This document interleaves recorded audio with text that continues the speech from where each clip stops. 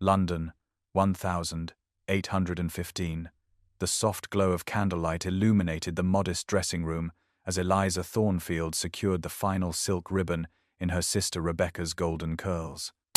At 26, Eliza had long since abandoned the flutter of excitement that once accompanied such preparations.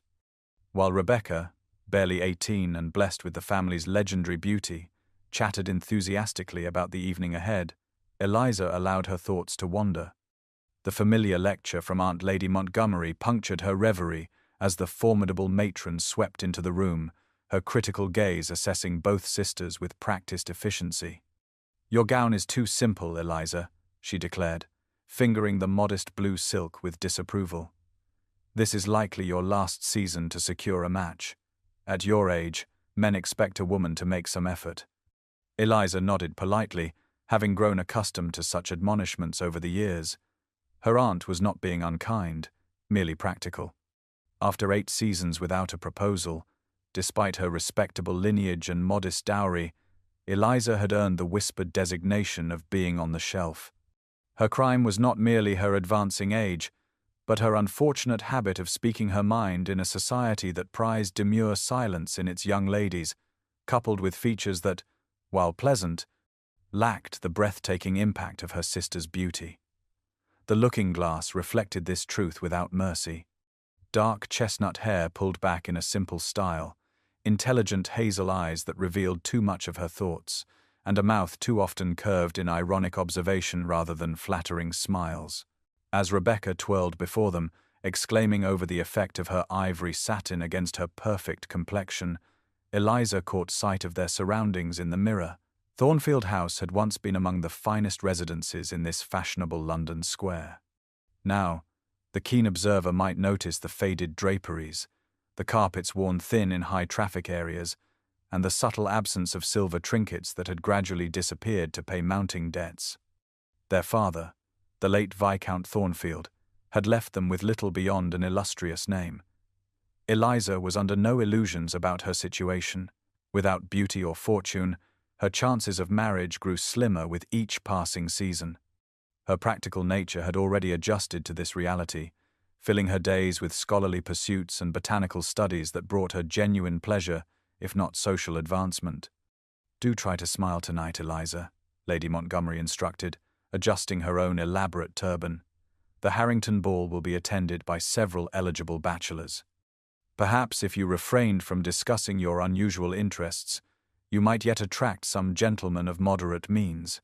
Eliza promised compliance, knowing she would likely end the evening in a quiet corner with the few matrons who appreciated her conversation. As the carriage was announced, she gathered her shawl, mentally preparing herself for another evening of polite rejection and social invisibility. Such was the lot of a plain, intelligent woman in want of fortune, and Eliza Thornfield had learned to bear it with quiet dignity. The morning after the Harrington ball dawned grey and damp, a typical London spring day that matched Eliza's subdued mood. The previous evening had unfolded exactly as anticipated. Rebecca had been surrounded by admirers while Eliza had spent most of the night discussing the merits of various translations of Homer with an elderly scholar who had seemed grateful for her company. She was in the morning room cataloguing plant specimens she had collected from the small garden behind their townhouse, when the sound of excited voices drew her attention. Lady Montgomery burst into the room, waving a cream-colored envelope bearing an elaborate wax seal, her face flushed with excitement in a manner Eliza had not witnessed in years. "A miracle has occurred," she announced, pressing one hand dramatically to her heart. "The Duke of Ravenscroft has invited us to stay at Blackwood Manor for a fortnight. Us, specifically, by name." "The Duke of Ravenscroft," Eliza repeated, the pressed flower in her hand momentarily forgotten. "But we haven't seen Alexander in 15 years. Why would he invite us now?" Lady Montgomery was too preoccupied with the implications of such an invitation to notice Eliza's use of the Duke's given name. "The young Duke has been notably absent from London society since assuming the title 5 years ago, appearing only when duty demanded it. His vast fortune and handsome features had made him the most sought-after bachelor in England, despite his reputation for being reserved to the point of coldness." Rebecca entered the room, still in her morning gown, her golden curls tumbling around her shoulders. "What invitation, Aunt?" she inquired, stifling a yawn. When Lady Montgomery explained, Rebecca's blue eyes widened with interest. "A duke?" she breathed. "Certainly the most advantageous match we could hope for." Lady Montgomery nodded vigorously, already envisioning her younger niece as a duchess. "We shall need new gowns immediately. The Duke remembers our family connection from years ago, clearly. What a blessing your father was his godfather, though the connection has been sadly neglected since his death." As her aunt and sister immediately launched into plans for an appropriate wardrobe, Eliza found herself transported back 15 years, to summers spent at Blackwood Manor before her father's financial troubles had forced them to limit their social circle. She remembered a serious boy with thoughtful grey eyes who had shared her interest in botany, who had shown her secret corners of the vast gardens where rare specimens grew. Young Alexander had been her dearest friend during those golden summers, the only person who had never seemed to find her love of books and plants peculiar. They had been inseparable until his father, the old Duke, had deemed it inappropriate for his heir to spend so much time with a girl and had sent Alexander to boarding school. Their correspondence had continued briefly, filled with botanical observations and discussions of books they had both read, until it too had been discovered and forbidden. Eliza had not seen him since she was 11 years old.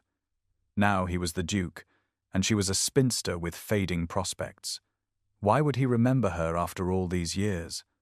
The question tugged at her mind as she fingered the invitation. Lady Montgomery interrupted her thoughts. What a stroke of fortune for Rebecca. The Duke must be looking for a bride, and to specifically invite us suggests he remembers the connection between our families. Do you recall him at all, Eliza? He was several years older than you. Eliza nodded absently, unwilling to share the depth of her memories with her aunt. I remember him somewhat. He was kind. But as her aunt and sister continued their excited planning, Eliza could not suppress a small flutter of anticipation. Perhaps Alexander remembered their friendship too. The journey to Blackwood Manor took 2 days by carriage, the gentle rolling hills of Hampshire gradually giving way to more dramatic landscapes as they approached the Duke of Ravenscroft's ancestral seat. Eliza found herself pressed against the window as the imposing structure finally came into view, its Gothic spires reaching toward a leaden sky that threatened rain. The manor sprawled across the hillside like a slumbering beast, ancient and formidable, its grey stone walls weathered by centuries of wind and rain. Ivy climbed possessively up the eastern facade, partially obscuring mullioned windows that reflected no light, while gargoyles peered down from the roofline as if judging the newcomers approaching their domain. Lady Montgomery and Rebecca exclaimed appropriately over the grandeur, but Eliza found herself searching for the gardens she remembered, catching glimpses of manicured hedges and formal pathways beyond the gravel drive. As the carriage rolled to a stop before the broad stone steps, the massive oak doors swung open to reveal a tall figure, silhouetted against the warm light from within. The Duke descended the steps as footmen rushed to attend to the carriage, his movements fluid and controlled. Eliza felt her breath catch in her throat as she truly saw Alexander for the first time in 15 years. The laughing boy she remembered had been replaced by a man of imposing presence, his broad shoulders encased in a perfectly tailored coat of dark blue, his raven hair swept back from a face that might have been carved from marble for all the warmth it displayed. Only his eyes remained unchanged, that peculiar shade of grey that reminded Eliza of storm clouds gathering over the sea. Lady Montgomery and Rebecca dipped into their most elegant curtsies as the Duke greeted them with formal politeness, but when his gaze fell upon Eliza, something flickered in those stormy eyes. A flash of recognition swiftly concealed. "Miss Thornfield," he said, his deep voice sending an unexpected shiver along her spine as he took her gloved hand. "It has been many years. I find myself pleased to discover you still have an interest in botany, if the specimens carefully pressed between the pages of your letters were any indication." Eliza stared at him in surprise, colour warming her cheeks at the realization that he had not only remembered their childhood friendship, but had also kept her letters. "I confess I am surprised you recall such details, Your Grace," she replied, finding her voice at last. The ghost of a smile touched his lips, transforming his severe features momentarily. "I recall a great many details about our acquaintance, Miss Thornfield." The first drops of rain began to fall as he led them into the great hall, the portraits of stern Ravencroft ancestors watching their progress with painted disapproval. Lady Montgomery and Rebecca exchanged meaningful glances at the Duke's particular attention to Eliza, their expressions a mixture of confusion and calculation. A footman appeared to guide them to their rooms, but not before Alexander informed them that he had instructed his head gardener to show Eliza the newly restored conservatory at her convenience. "Perhaps you might share your expert opinion on our collection of rare orchids," he suggested, his tone making it more command than request. As they followed the servant up the grand staircase, Eliza became aware of Rebecca's curious gaze and Lady Montgomery's calculating assessment. The unexpected warmth of the Duke's welcome, directed so specifically toward her rather than her beautiful sister, had upset all their expectations, introducing an element of unpredictability that made Eliza both apprehensive and oddly exhilarated. Perhaps Alexander truly did remember their friendship with fondness. The thought brought a small smile to her lips as she glanced back at his tall figure standing in the hall below, his eyes still following her progress with an intensity that suggested their reunion was far from coincidental. The grand dining room of Blackwood Manor glowed with the light of 100 candles, their soft illumination reflecting off the polished silver and crystal that adorned the massive oak table stretching beneath an ornate chandelier. Eliza's practiced eye noted that while the settings were elegant, they lacked ostentation, suggesting the Duke preferred refined simplicity to gaudy display. The company assembled for dinner included several neighbors of consequence, most notably Lady Harrington and her 3 daughters, each more beautiful than the last, and Mrs. Pembroke with her niece, a striking young woman whose fashionable gown of crimson silk made Eliza's modest blue appear particularly plain by comparison. Lady Montgomery had been visibly disappointed when Rebecca had been seated far from the Duke, while Eliza found herself placed unexpectedly near him at the table. Though separated by the eldest Miss Harrington, whose golden curls and tinkling laughter seemed designed to capture masculine attention. Throughout the first courses, Eliza observed the Duke as discreetly as possible, noting how he answered each attempt at flirtation with perfect politeness, that nonetheless maintained an unmistakable distance. His intelligence was evident in his conversation, his responses thoughtful rather than merely conventional, while the respect shown to him by the assembled company spoke to his authority as both landlord and nobleman. The other young ladies employed every art of feminine charm in their attempts to engage him, from demurely lowered lashes to strategically displayed accomplishments. Miss Pembroke mentioned her proficiency at the pianoforte no fewer than 3 times, while the youngest Miss Harrington contrived to drop her fan so that the Duke might gallantly retrieve it. Eliza, by contrast, remained quietly attentive, speaking only when directly addressed, and feeling increasingly invisible among the beauty and vivacity surrounding her. She had just resigned herself to an evening of polite insignificance when the conversation turned unexpectedly to literature. Miss Harrington proclaimed her admiration for the Romantic poets, particularly Lord Byron, whose brooding heroes she found most appealing. The Duke listened with a neutral expression before turning suddenly to Eliza. "And you, Miss Thornfield?" he inquired, his grey eyes intent upon her face. "Do you share Miss Harrington's enthusiasm for Byron, or do you perhaps prefer a different poet entirely?" The direct question, asked with genuine interest rather than mere politeness, caught Eliza by surprise. She was conscious of curious glances from the other guests, particularly Lady Harrington, whose expressions suggested she found the Duke's interest in a spinster most peculiar. "I admire Byron's skills, certainly," Eliza replied carefully, "but I confess I find more truth in Wordsworth's celebration of nature than in Byron's glorification of melancholy. Poetry should illuminate the world around us, not merely the turmoil within." Alexander leaned forward slightly, a spark of genuine interest animating his features. "An interesting perspective, Miss Thornfield. Would you then argue that the external world holds more poetic possibility than the landscape of human emotion?" Eliza met his gaze directly, temporarily forgetting the watchful eyes of the company. "I would argue rather that the greatest poetry finds the connection between the two Your Grace. Wordsworth's daffodils are not merely flowers, but vessels of joy that nourish the soul in empty moments. Lady Harrington attempted to reclaim the Duke's attention by mentioning her daughter's extensive library, but Alexander remained focused on Eliza, engaging her in a spirited debate about the merits of various poets that soon had the entire table listening in fascination. Eliza found herself defending Blake against his criticism, her natural eloquence emerging as she forgot her usual reserve. By the time the ladies withdrew to the drawing room, leaving the gentlemen to their port, Eliza was conscious of speculative glances and whispered comments. Lady Montgomery appeared torn between confusion and calculation, while the Harrington sisters regarded Eliza with newly assessing eyes. Rebecca squeezed her sister's hand as they processed from the dining room. "It seems the Duke finds you interesting, Eliza," she whispered. "How extraordinary." Eliza had no response to this, for she found it extraordinary herself. The memory of Alexander's animated expression as they debated, so different from his usual reserve, lingered pleasantly in her mind, along with the unsettling awareness that his interest had awoken something long dormant within her, a dangerous spark of hope that she had thought extinguished years ago. Dawn cast a pearly light across the gardens of Blackwood Manor as Eliza slipped quietly through the French doors of the morning room, eager to explore the grounds before the household stirred.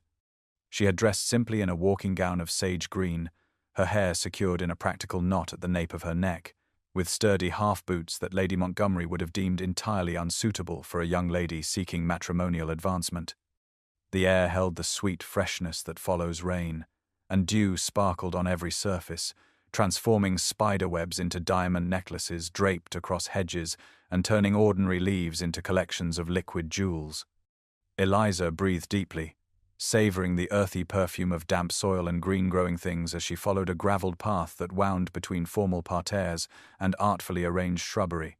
Her steps quickened as she recognized landmarks from her childhood visits, the marble folly, the ornamental lake with its family of swans, and finally, the walled garden that had been her favorite retreat during those long-ago summers.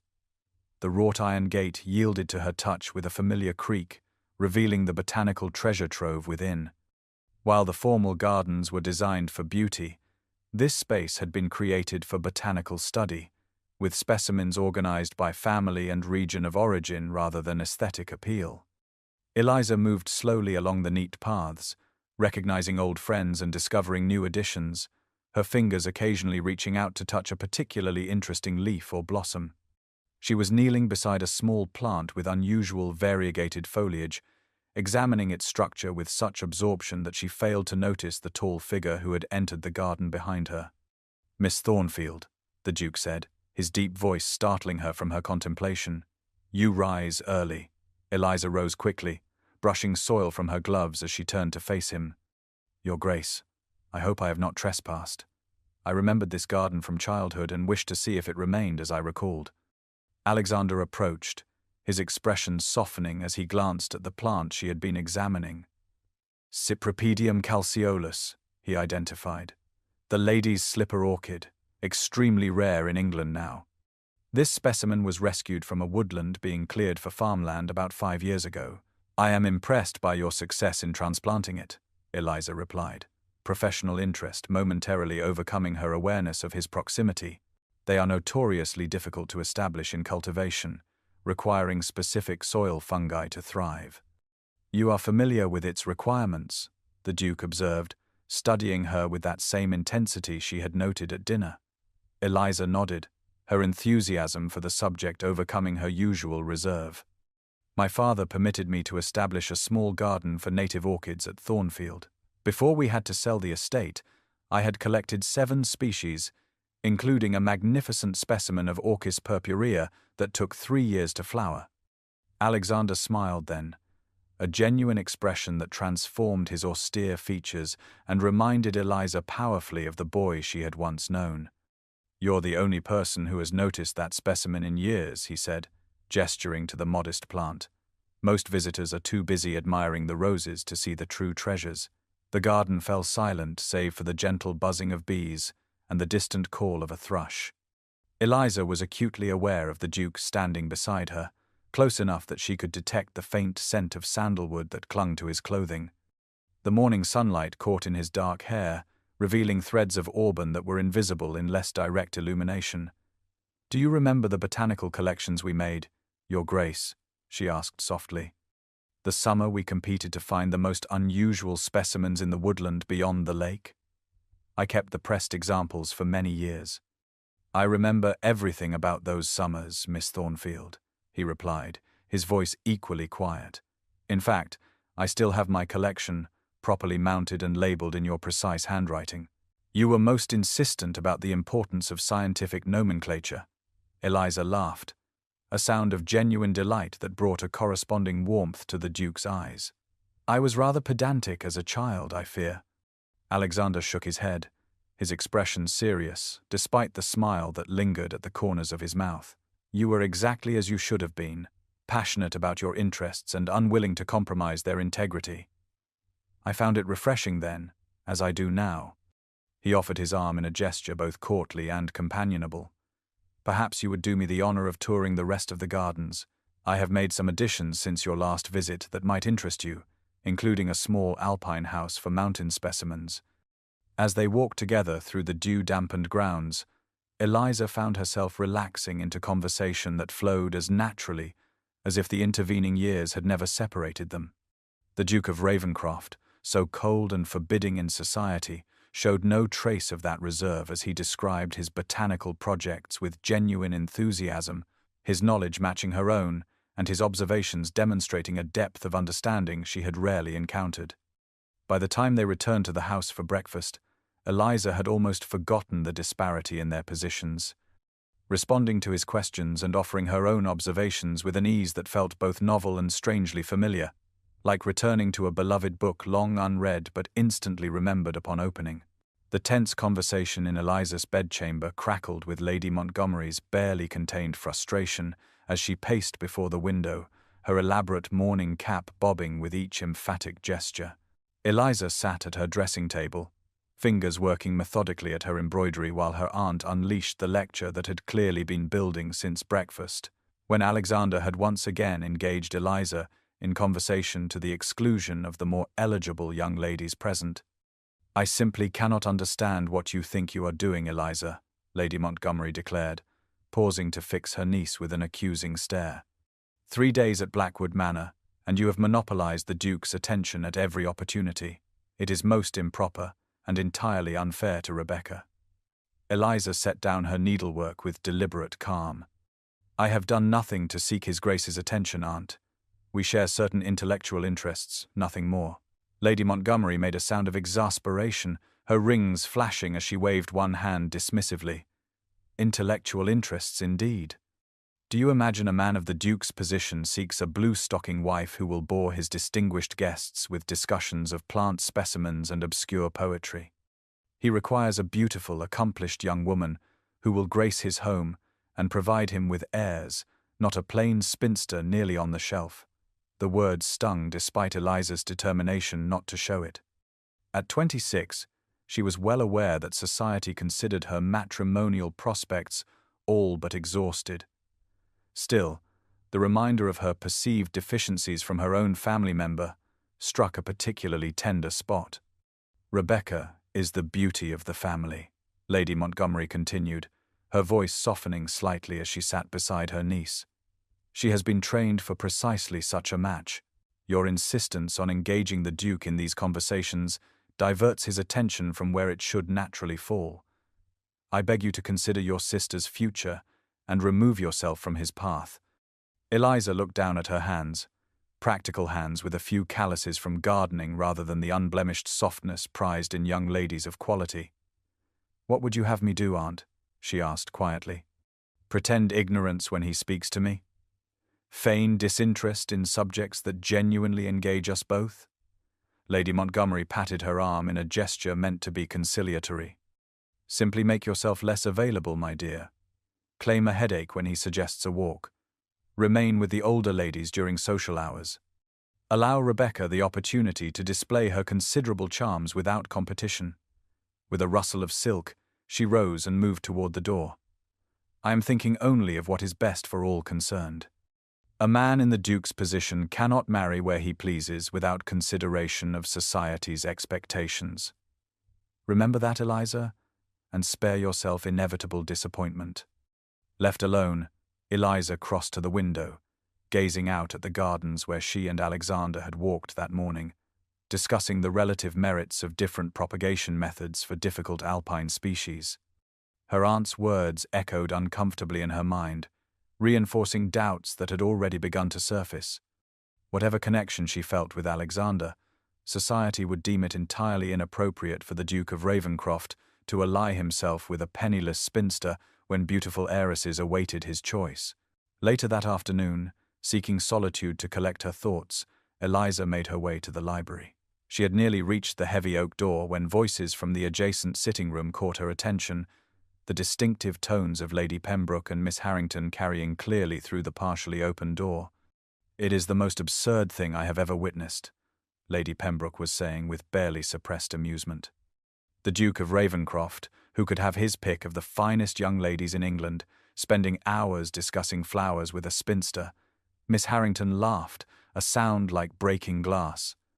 Perhaps he finds her lack of beauty restful. One cannot be constantly dazzled after all. "Poor Miss Thornfield," Lady Pembroke replied, her voice dripping with false sympathy. "At her age, she should know better than to set her sights on a duke. The desperation of these aging, unmarried women is truly pitiable." Eliza stepped back, her cheeks burning with humiliation. She turned quickly, seeking escape, only to collide with a solid figure behind her. Alexander's hand steadied her, his touch firm but gentle on her upper arms. His expression as he looked down at her was difficult to interpret, a mixture of concern and something darker, almost angry. From his position, he must have heard every word of the cruel exchange. "Miss Thornfield," he said quietly, his voice pitched for her ears alone. "I was coming to ask if you would join me in examining some botanical texts I recently acquired, but perhaps you would prefer the garden. The air seems rather stifling indoors at present." The quiet understanding in his tone nearly undid her composure. She managed a nod, unable to trust her voice, and allowed him to guide her toward a side door that led directly to the terrace.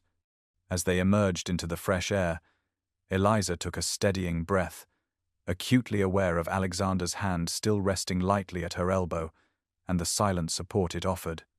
But beneath that momentary comfort, her aunt's warning echoed persistently. A man in the Duke's position cannot marry where he pleases.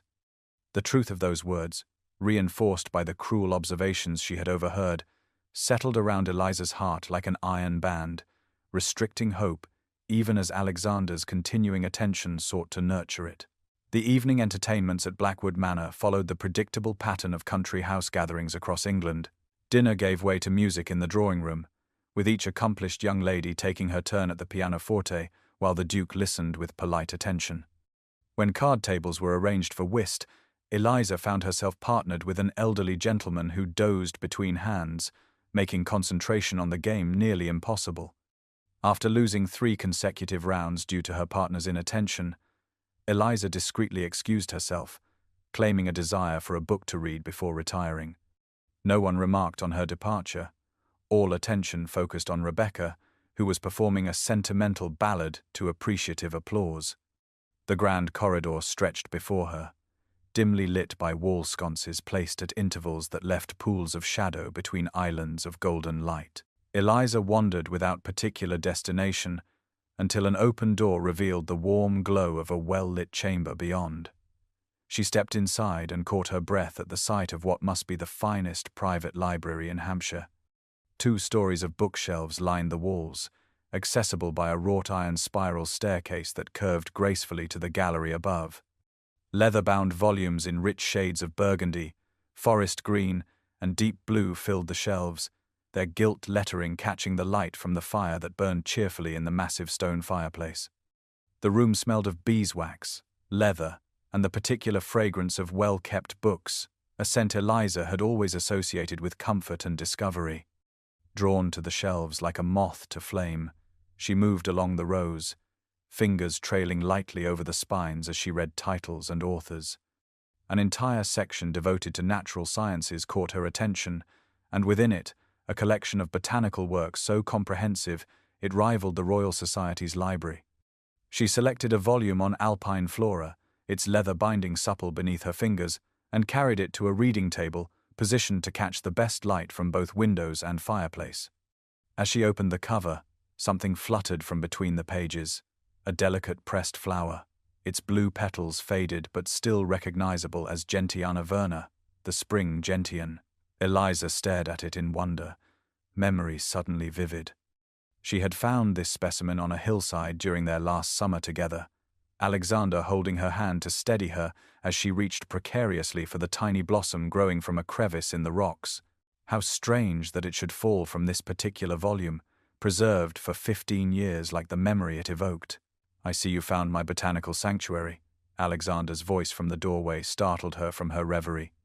He entered, closing the door quietly behind him and crossing to where she stood, the pressed flower still resting on the open page before her.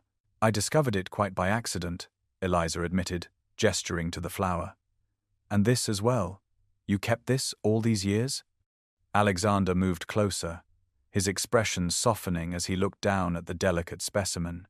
"Some memories are worth preserving, Miss Thornfield," he replied, his voice carrying a warmth that sent a tremor through her body. "Do you recall the day we found it?"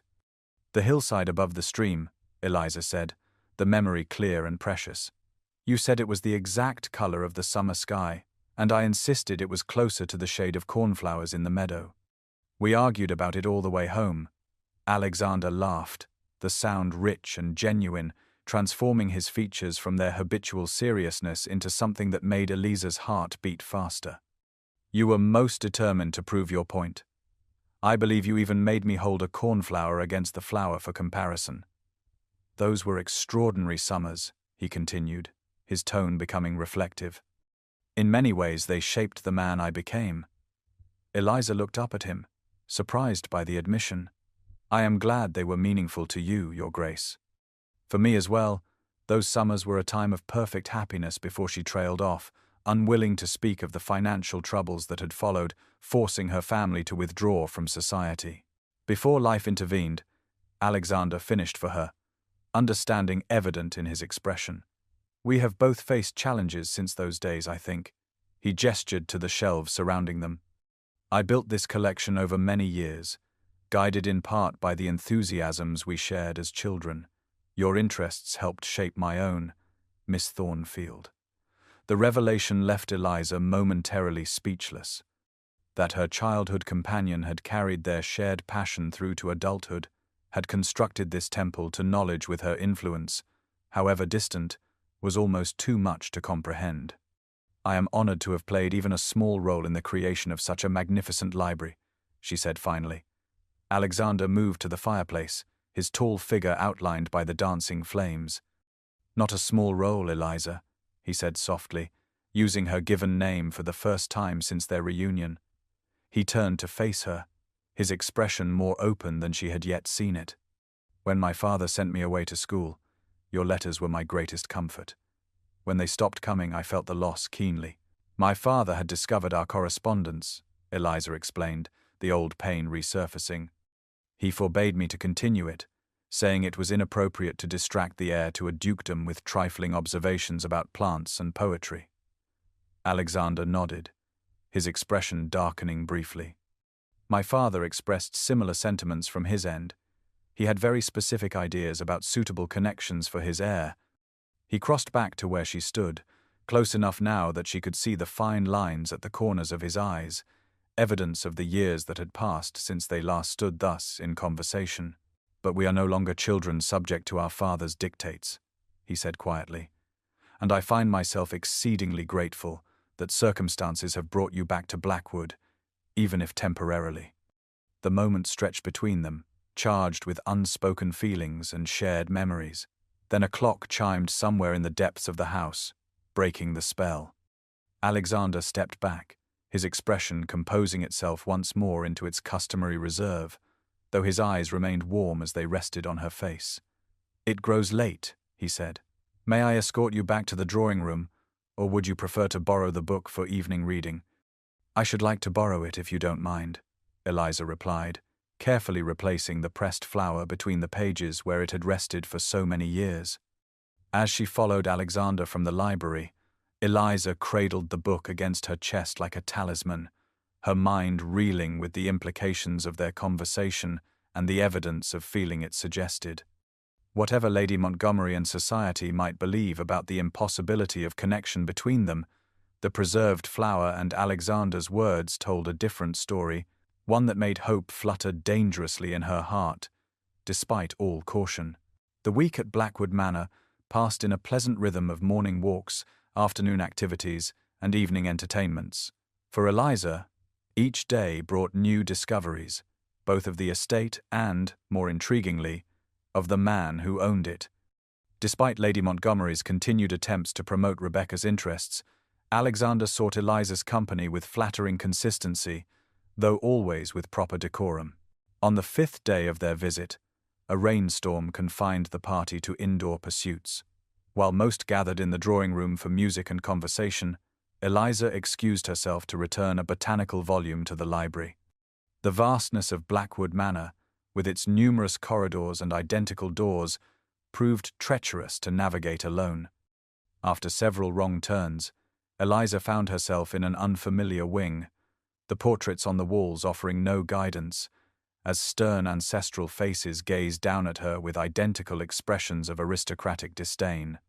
Hearing footsteps approaching and unwilling to be discovered wandering like a lost child, she quickly opened the nearest door and slipped inside. The room appeared to be a study of some sort, handsomely appointed with leather furniture and dominated by a massive desk positioned before tall windows that overlooked the south gardens. Rain streaked the glass, creating wavering patterns that matched Eliza's discomfiture at having entered the Duke's private domain uninvited. She had just decided to slip back into the corridor and continue her search for the library when voices approached from outside. With no time to escape, Eliza did the only thing possible.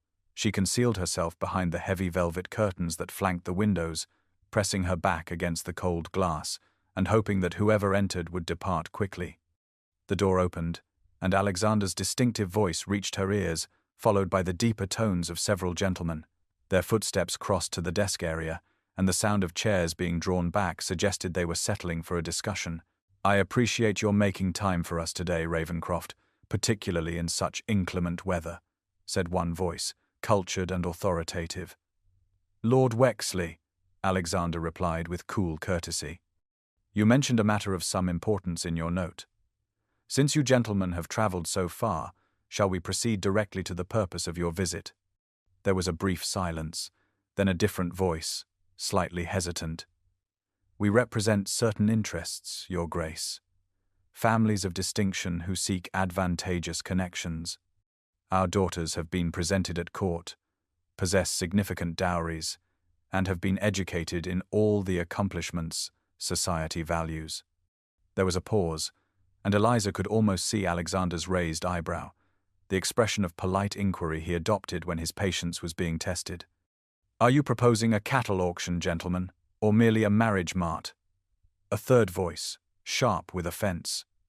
"We are offering the most eligible matches in England, Your Grace. Lady Anne Rutherford, accomplished, beautiful, with £30,000, the Honourable Miss Cartwright, connected to the royal family through her mother's line, and my own daughter, Lady Sophia Wexley, educated in Paris, fluent in 3 languages, with an annual income of £5,000 independent of her dowry." A significant rustling of papers suggested documents being presented, likely settlements and financial details. From her hiding place, Eliza felt a curious hollowness spreading through her chest. Of course, such negotiations would be underway. A duke must marry, and marry well. Her aunt had been correct all along.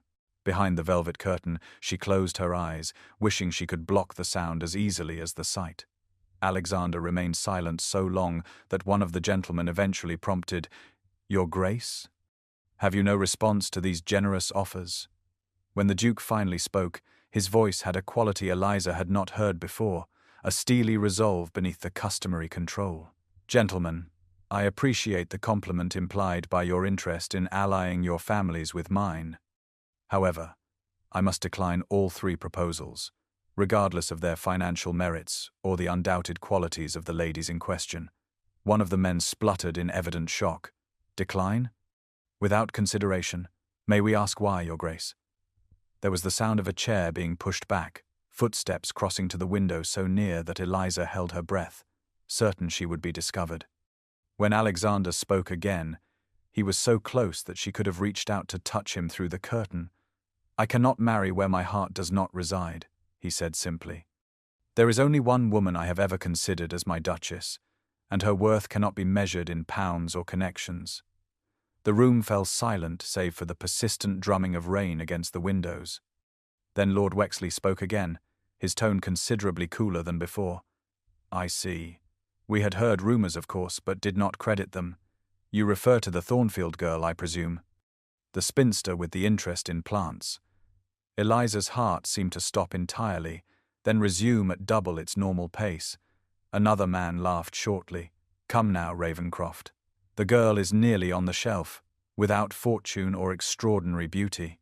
Surely a momentary infatuation isn't worth sacrificing such advantageous connections."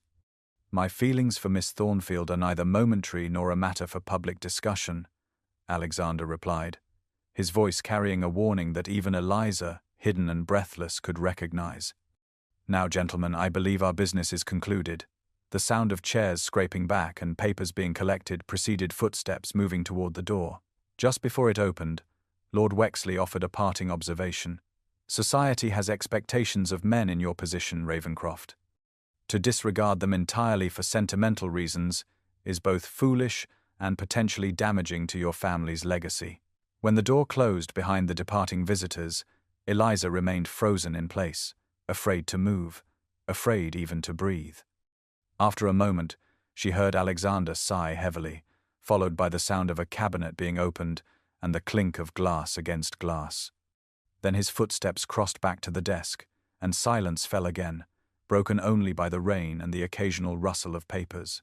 Eliza's mind raced with the implications of what she had overheard. "There is only one woman I have ever considered as my duchess." Could he truly mean her? The possibility seemed too extraordinary to credit, yet his defense of her to those powerful men had been unmistakable. She needed to escape, to find solitude to make sense of these revelations. With utmost care, she peered through a tiny gap in the curtains. Alexander sat at his desk, his back to her, apparently absorbed in documents. Moving with exquisite caution, Eliza eased from her hiding place and crept toward the door, her slippers silent on the thick carpet. She had nearly reached it when a floorboard creaked beneath her weight. Her heart seemed to stop as Alexander turned, his expression changing from surprise to something unreadable as he recognized her. "Miss Thornfield," he said quietly. "How long have you been there?" Eliza fled through the corridors of Blackwood Manor, her heart pounding so loudly she was certain it must echo from the walls. She had no clear recollection of responding to Alexander's question or of making her escape from the study, only a blur of stammered excuses about being lost and seeking the library. She found refuge finally in a small sitting room, mercifully empty, where she sank onto a window seat, pressing her feverish forehead against the cool glass. Outside, the gentle rain had intensified into a proper storm, lightning occasionally illuminating the gardens in brief, ghostly tableaux before plunging them back into grey obscurity. Thunder rolled across the grounds, nature providing a dramatic accompaniment to the tumult in her own breast. "There is only one woman I have ever considered as my duchess." The words replayed themselves endlessly in her mind, tantalizing in their implication yet impossible to fully credit. Who was this woman who held such power over the Duke's heart? Lady Montgomery had mentioned no attachment in her extensive research before accepting the invitation, and certainly none of the staff or neighbors had alluded to any significant woman in his life. Could he truly have meant her, Eliza Thornfield, the penniless spinster whom society had already consigned to insignificance? It seemed incredible, yet his defense of her to those powerful men had been unmistakable. "My feelings for Miss Thornfield are neither momentary nor a matter for public discussion."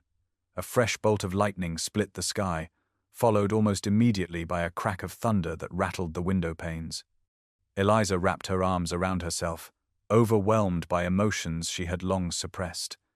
Since her father's death and the family's subsequent financial collapse, she had trained herself to expect nothing, to find contentment in small pleasures and intellectual pursuits, rather than the dreams of love and family that occupied other women her age. Yet here, in the space of a week, Alexander had systematically dismantled those careful defenses, awakening feelings she had thought safely buried. I cannot marry where my heart does not reside. Was it possible that the boy who had shared her passion for botany had grown into a man who could love her despite society's expectations? Or was she constructing castles from clouds, misinterpreting kindness and shared interests as something deeper? The door opened, startling Eliza from her reverie. Rebecca entered, looking particularly lovely in a gown of pale yellow that complemented her golden curls.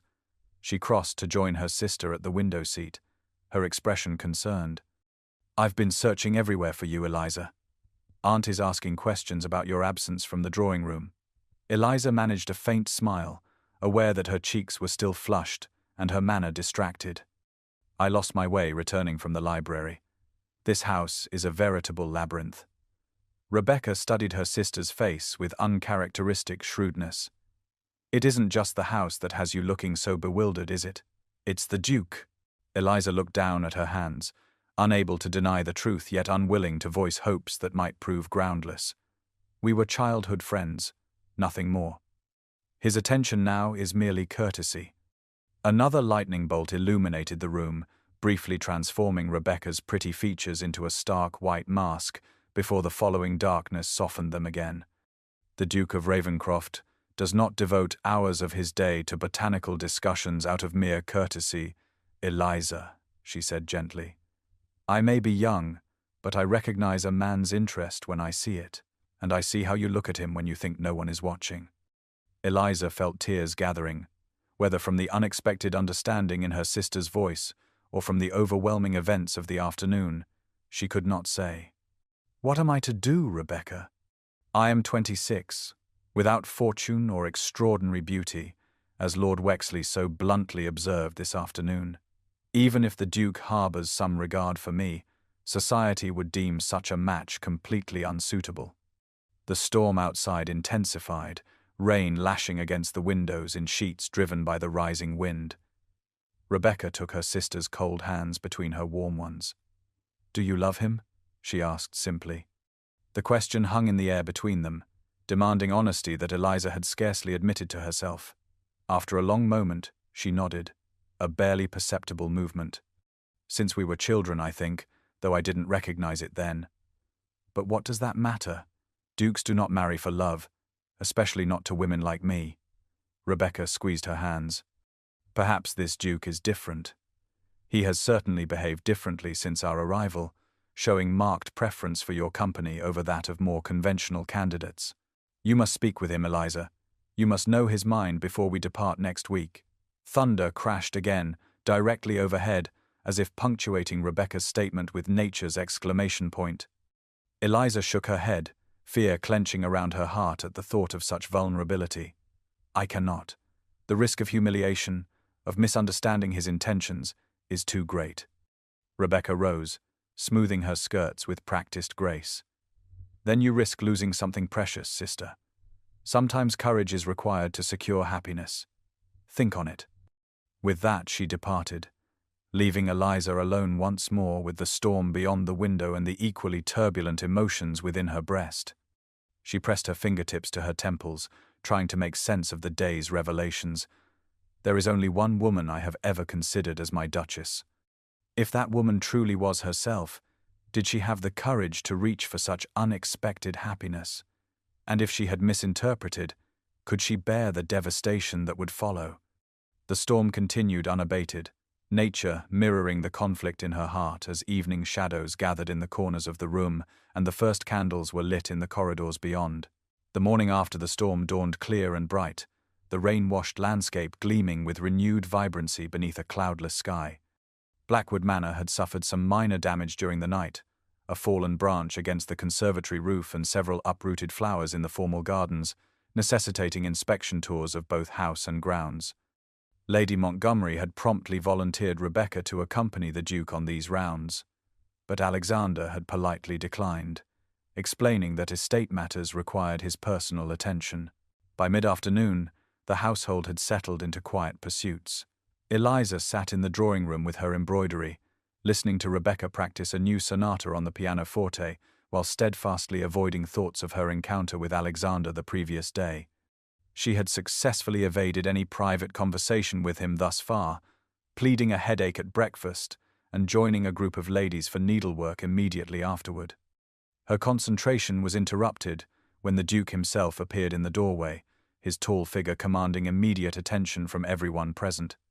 "Ladies," he said with a formal bow, "I thought perhaps you might enjoy a tour of the portrait gallery this afternoon. The recent cleaning has restored several ancestral paintings to their former glory." The suggestion met with general approval, and soon the entire party was following Alexander up the grand staircase to the west wing, where generations of Ravencrofts gazed down from ornate gilt frames. The Duke proved a knowledgeable guide, relating historical anecdotes about various ancestors with dry wit that transformed what might have been a tedious exercise into an entertaining diversion. Eliza hung back from the main group, allowing Lady Montgomery and Rebecca to maintain positions closest to their host while she examined the paintings at her own pace. She had nearly reached the end of the gallery when she realized Alexander had materialized at her side, the rest of the party now several portraits ahead. "Miss Thornfield," he said quietly, "there is something I wish to show you, if you would permit me." His expression held an intensity that made refusal impossible.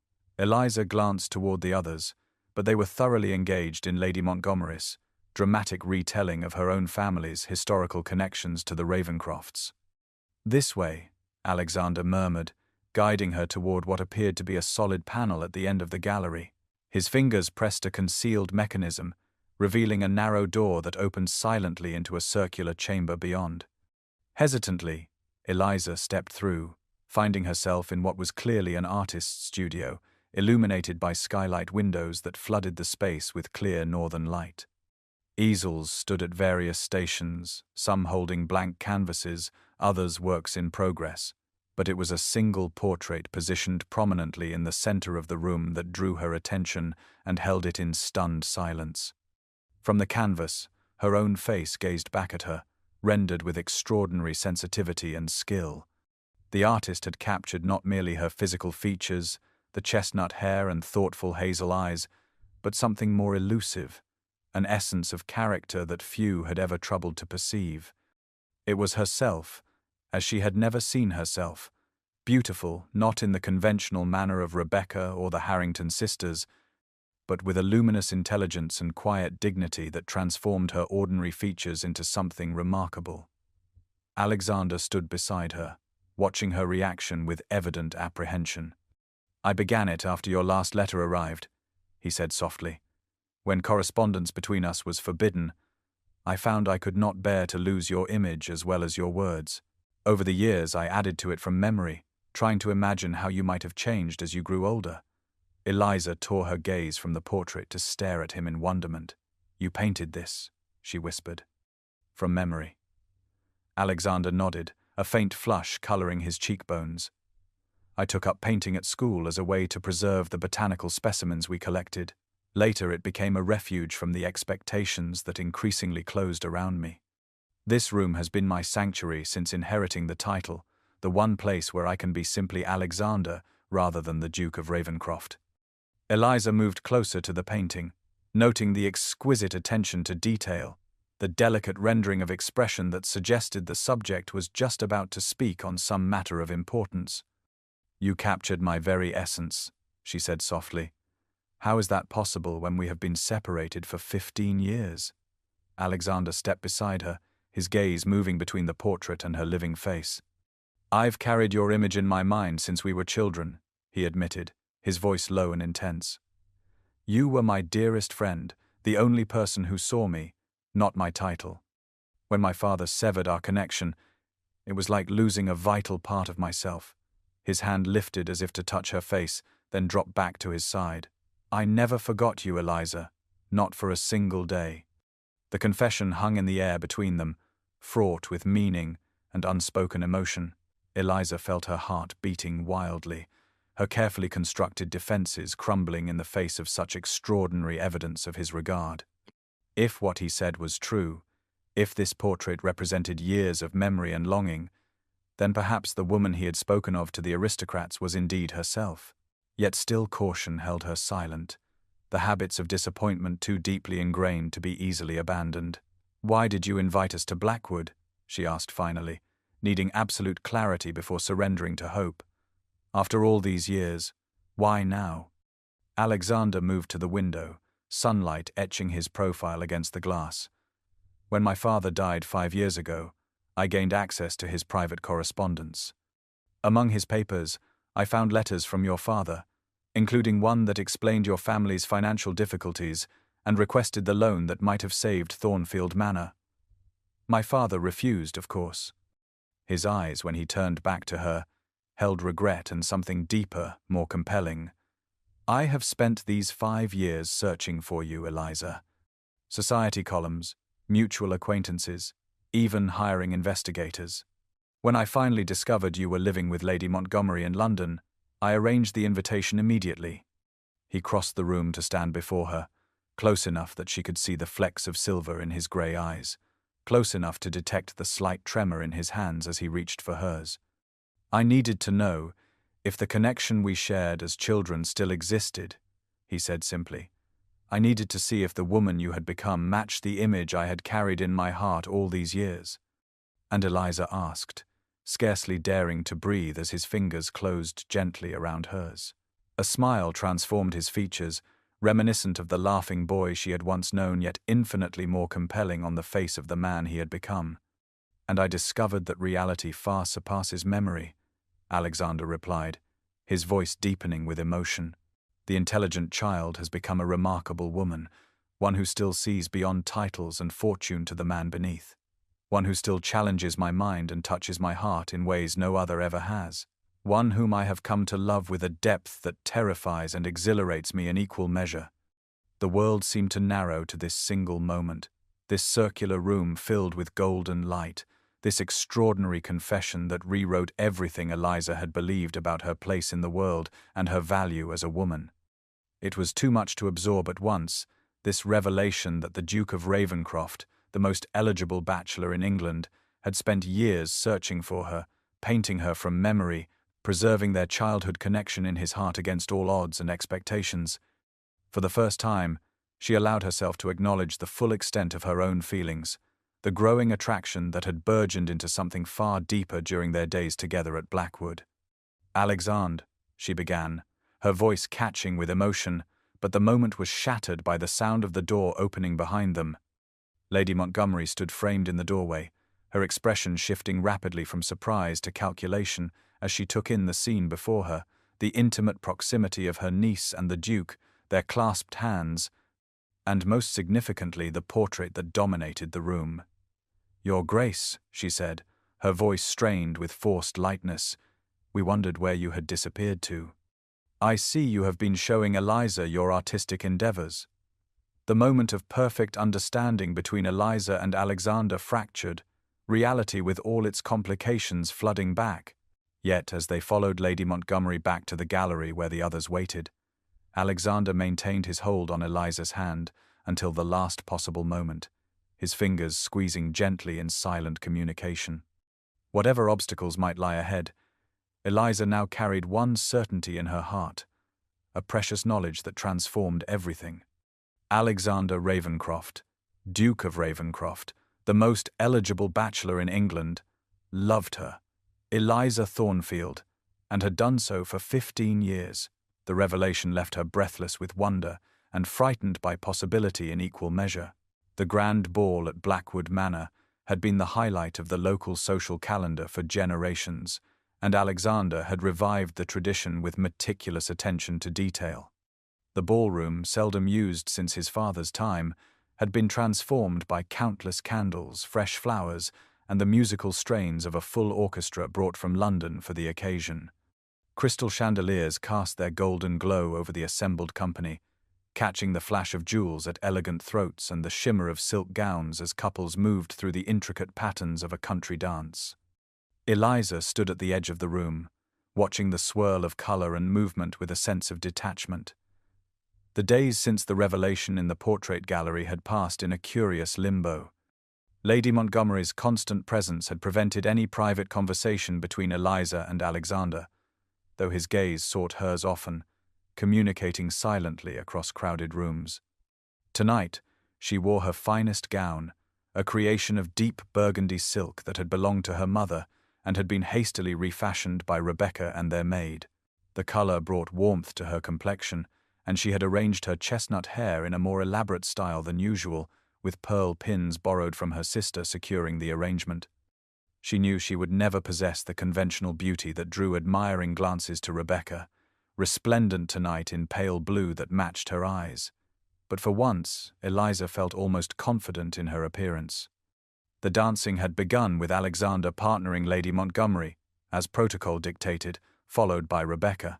When the third set ended, he made his way purposefully toward where Eliza stood, his expression warming as he approached. "Miss Thornfield, would you honor me with the next dance?" he asked, extending his hand with formal courtesy belied by the warmth in his eyes. Eliza curtsied, placing her gloved hand in his. "It would be my pleasure, Your Grace." The orchestra struck up the opening notes of a waltz as Alexander led her onto the floor. His hand at her waist was firm yet respectful as they began to move in perfect unison, as if they had danced together 1,000 times before. "I have waited all evening for this," he murmured, his voice pitched for her ears alone. "You look beautiful, Eliza. The burgundy suits you perfectly." Eliza felt color rise to her cheeks at the compliment. "Thank you. I fear it pales in comparison to the splendor around us." Her gaze swept the ballroom, noting the elaborate gowns and magnificent jewels adorning the other ladies. Alexander guided her through a graceful turn. "You outshine them all," he replied simply. His sincerity warmed her more than any elaborate flattery could have done. They moved together in harmonious silence for several moments, each acutely aware of the watching eyes that followed their progress around the floor. "I have been thinking about what you showed me in the studio," Eliza said finally. "The portrait. It is extraordinary, Alexander." "My small talent hardly does justice to the subject," he replied, his gaze intensifying.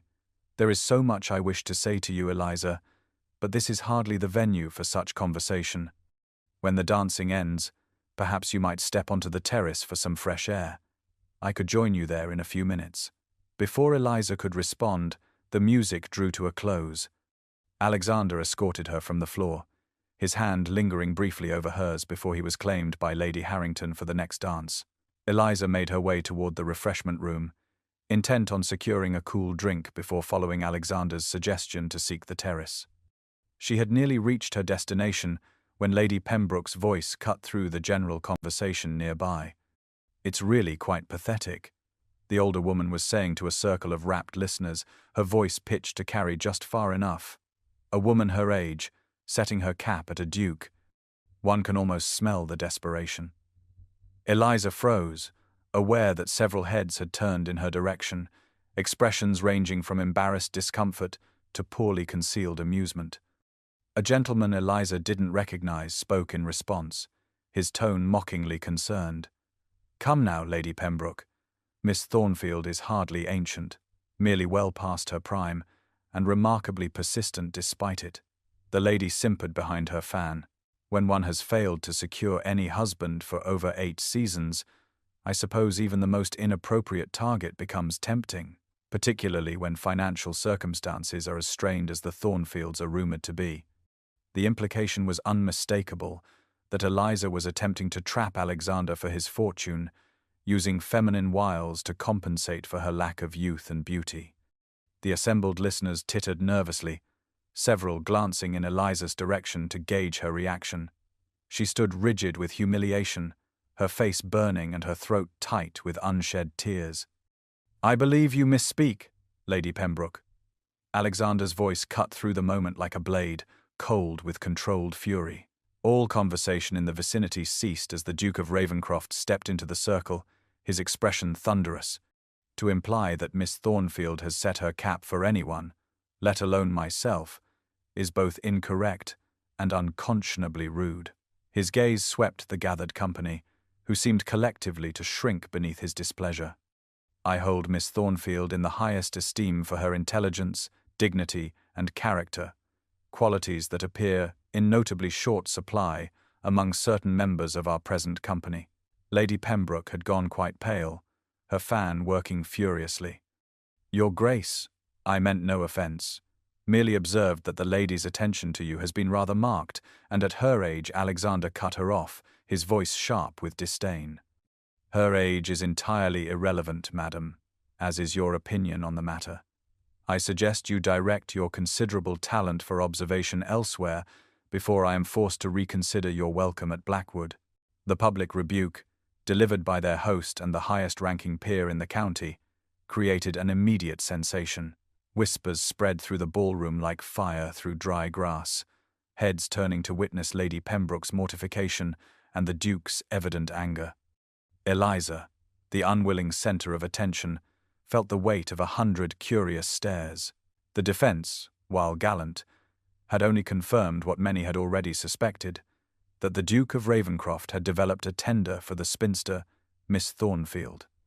And while his rank permitted him such eccentricity, she would forever be marked as the aging, plain woman who had somehow enchanted a duke, an object of jealousy and speculation rather than genuine respect.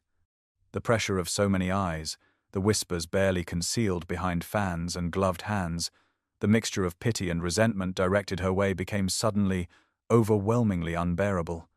With a murmured excuse to no one in particular, Eliza turned and fled the ballroom, seeking escape from the suffocating weight of society's judgment. The terrace doors stood open to the mild spring night, and she slipped through them gratefully, gulping the cool air like a drowning woman suddenly granted breath. Tears blurred her vision as she hurried down the stone steps and into the formal gardens, where lanterns had been hung in the trees to create a fairy tale atmosphere for guests wishing to stroll between dances. Eliza sought darker paths, away from potential observers, until she reached a small stone bench beside a reflecting pool, hidden from the house by a screen of ornamental shrubs. There, finally alone, she allowed the tears to fall, silent testimony to the pain inflicted by Lady Pembroke's cruel words and, more significantly, by the realization that such cruelty would be her constant companion should she ever become Alexander's Duchess.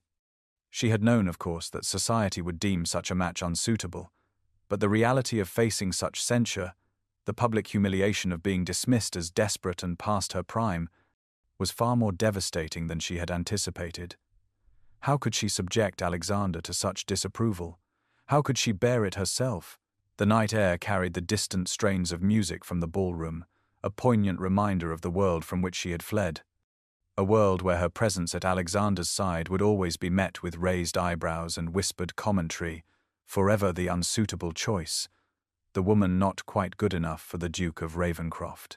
The night air had grown cooler as Eliza sat by the reflecting pool, her tears gradually subsiding into a dull ache of resignation.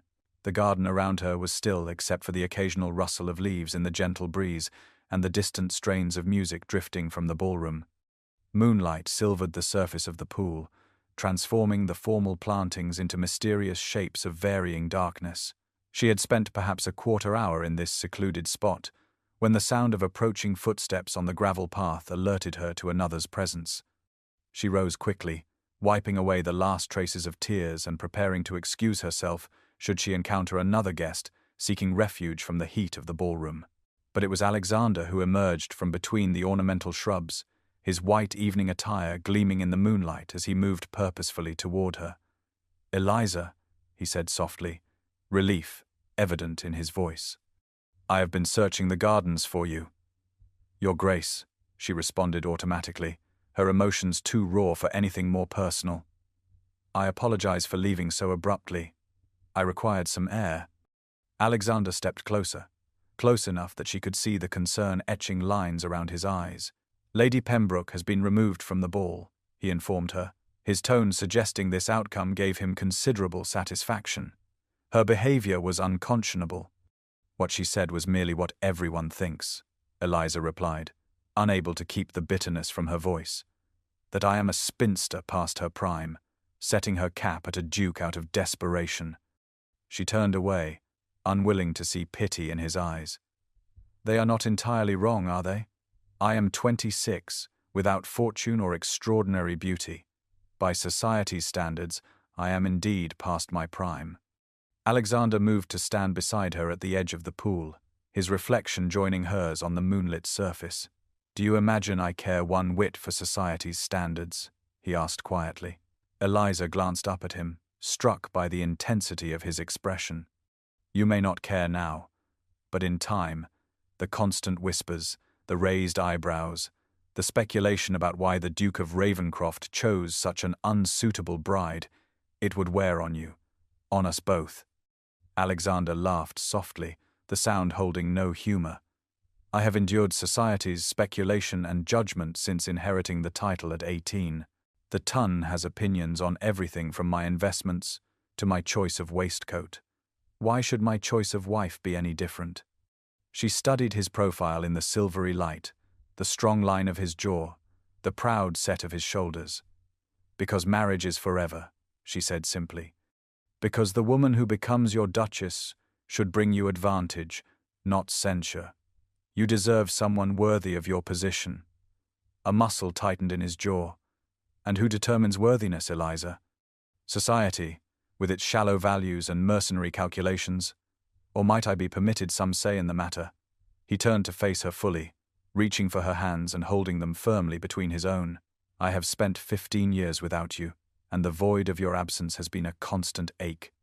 I have entertained the attentions of dozens of suitable young ladies, each more accomplished and beautiful than the last, each selected by society as an appropriate match for a duke. Not one has touched my heart or engaged my mind as you did when we were children, as you do now as a woman. Eliza's pulse quickened at his words, at the warmth of his hands around hers, at the unmistakable sincerity in his voice, yet still doubt lingered. The 3 aristocrats who visited you, she said hesitantly. You told them there was only one woman you had ever considered as your duchess. Was that truly me? Even in the moonlight, she could see color rise in his cheeks, surprise flickering in his eyes. You heard that conversation? I was lost in the house and entered your study seeking direction, she explained quickly. When I heard voices approaching, I hid behind the curtains. I never meant to eavesdrop, but I couldn't leave without being discovered. Alexander shook his head, a rueful smile touching his lips. So you know that I refused 3 eminently suitable matches and incurred the displeasure of some of the most powerful families in England. He released one of her hands to touch her cheek gently, his fingers cool against her skin. It has only ever been you, Eliza, since we were children, since before I understood what love meant. The confession, spoken so simply in the moonlit garden, seemed to stop time itself. Eliza stood perfectly still, scarcely breathing as his words washed over her. Healing wounds she had not known were still raw. All the years of feeling invisible, of being dismissed as too plain, too intelligent, too unmarriageable, seemed to fade into insignificance in the face of this one man's unwavering regard. But why did you never write, after your father's death? She asked, needing to understand the years of silence between them. Why wait 5 years to find me? Alexander sighed, his expression darkening with regret. My father left the dukedom in considerable disarray. There were debts, mismanaged properties, legal challenges to certain investments. I spent those first years putting our affairs in order, establishing myself as a competent steward of the title. I could not in good conscience seek you out until I had secured my position and could offer you the protection of a stable future. And then, when I finally had the freedom to search for you, you had vanished from society. Your father's death, your family's financial collapse, all of it had transpired without my knowledge. He drew her closer, his voice dropping to a near whisper. When I finally discovered your whereabouts, I arranged this house party with one purpose only, to discover if the woman you had become still matched the girl I remembered, if the connection we once shared could be rekindled after so many years apart. Eliza gazed up at him, hardly daring to believe what she was hearing. And what did you discover? She asked softly. Alexander smiled, the full, unreserved smile that transformed his features and reminded her powerfully of the boy he had been. I discovered that my memory, treasured though it was, paled in comparison to reality. That the woman you have become exceeds every expectation and fulfills every hope. That despite the years and distance between us, my heart recognizes yours as if no time had passed at all. His hand still cupped her cheek, his thumb gently stroking her skin. I love you, Eliza Thornfield. I have loved you since we were children, collecting botanical specimens and arguing about proper classification. I will love you until my last breath, regardless of what society might think of the match. The words, spoken with such simple conviction, broke through the last of Eliza's defenses. Tears welled in her eyes again, but these were tears of a different nature entirely, born of joy rather than humiliation. I love you too, Alexander, she whispered. I think perhaps I always have, though I never dared to name the feeling. He drew her into his arms then, holding her against his heart as if she were precious beyond measure. The moonlight bathed them in silver. The distant music provided a gentle accompaniment, and the garden where they had played as children witnessed their first embrace as adults, a circle completed after 15 years of separation. In that perfect moment, society's expectations and judgments seemed distant and irrelevant, powerless against the strength of a connection that had survived years of absence and flowered anew with their reunion. Time seemed suspended in the moonlit garden, as Eliza remained in Alexander's embrace, her head resting against his chest where she could hear the steady rhythm of his heartbeat beneath layers of fine linen and wool. His confession of love, so unexpected yet so deeply longed for, had momentarily transported her beyond the constraints of society and circumstance to a place where only their feelings mattered. Yet as the distant music from the ballroom changed tempo, reality began to intrude once more. Inside those glittering rooms, the Tun was undoubtedly still dissecting Lady Pembroke's public humiliation and speculating about the Duke's precipitous departure in search of Miss Thornfield. The whispers would already have begun, growing more elaborate with each retelling. Reluctantly, Eliza stepped back from Alexander's embrace, though she allowed her hands to remain clasped in his. I cannot pretend your words do not fill my heart with joy, she said softly, her voice steady despite the emotions threatening to overwhelm her. To be loved by you, to hear that you have carried me in your thoughts all these years as I have carried you in mine, is more than I ever dared hope for. But Alexander, sensing the unspoken qualification in her tone, tightened his grip on her fingers. But what, Eliza? Surely you cannot doubt the sincerity of my feelings. No, she replied quickly. Never that. But I must question the wisdom of acting upon them. Alexander frowned, the moonlight casting his features in dramatic relief. Wisdom, he repeated, an interesting choice of words. Some might suggest that love transcends mere wisdom.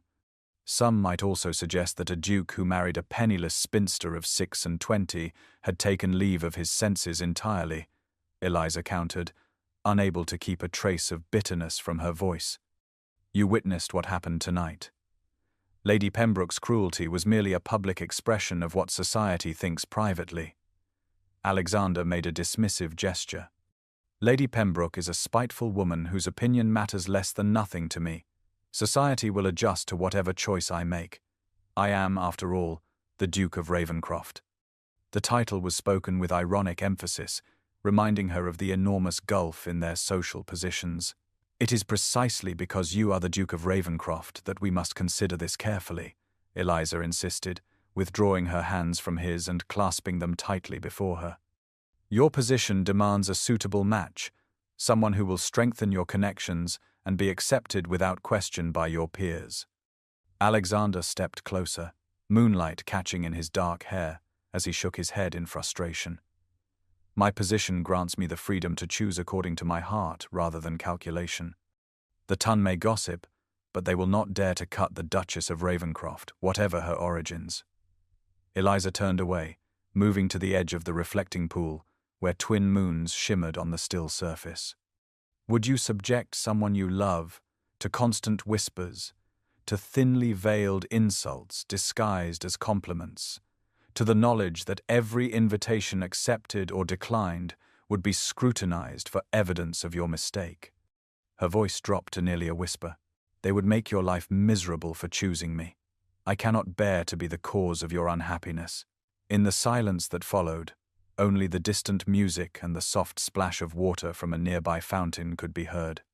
When Alexander finally spoke, his voice held a new note, something between desperation and determination. So, you would refuse me, refuse us both the happiness we might find together because of what others might say. Is society's approval worth more than love, Eliza? She turned to face him again, her expression grave in the moonlight. Not worth more, but impossible to ignore. A duchess is a public figure, Alexander. Her every action reflects on her husband and his family. The whispers that follow me now would become a chorus if I accepted your proposal. And in time, those whispers would reach you as well. They would say you had been trapped, or bewitched, or had suffered some temporary madness. They would wait eagerly for the marriage to falter, for you to seek comfort elsewhere, as so many men in your position do when the initial infatuation fades. Alexander crossed to her in 2 quick strides, taking her shoulders in a gentle but firm grip. "Is that what you believe this is?" he asked, his voice rough with emotion. "Some temporary infatuation that will fade?" Eliza reached up to touch his face, her fingers tracing the strong line of his jaw. "I believe you love me now," she said softly, "and I love you with all my heart. But love alone cannot withstand the constant pressure of disapproval. It would change us both, in time." He captured her hand, pressing it more firmly against his cheek. "You underestimate my constancy, Eliza, and perhaps your own as well." She smiled sadly, tears gathering in her eyes despite her determination to remain composed. "Perhaps I do. But I cannot ignore what I witnessed tonight. Lady Pembroke spoke for many, and there are those of higher rank and greater influence who would express similar sentiments, if perhaps with more subtlety." The silence stretched between them, filled with unspoken arguments and fragile hopes. Alexander sighed, releasing her hand but maintaining his steady gaze. "I will not accept your refusal tonight," he said finally. "Not when it stems from fear rather than lack of feeling. Consider carefully what you would sacrifice, what we both would lose, for the sake of avoiding society's censure. Remember that happiness, true happiness, is far rarer than social approval." Eliza nodded, unable to trust her voice as tears threatened to spill over. Alexander bent to press a gentle kiss to her forehead, a gesture so tender it nearly undid her composure entirely. "Think on it, my love," he murmured. "I have waited 15 years to find you again. I can grant you time to reconcile your heart and your fears." The return to the ballroom was accomplished separately, Alexander preceding Eliza by several minutes to avoid fueling further gossip.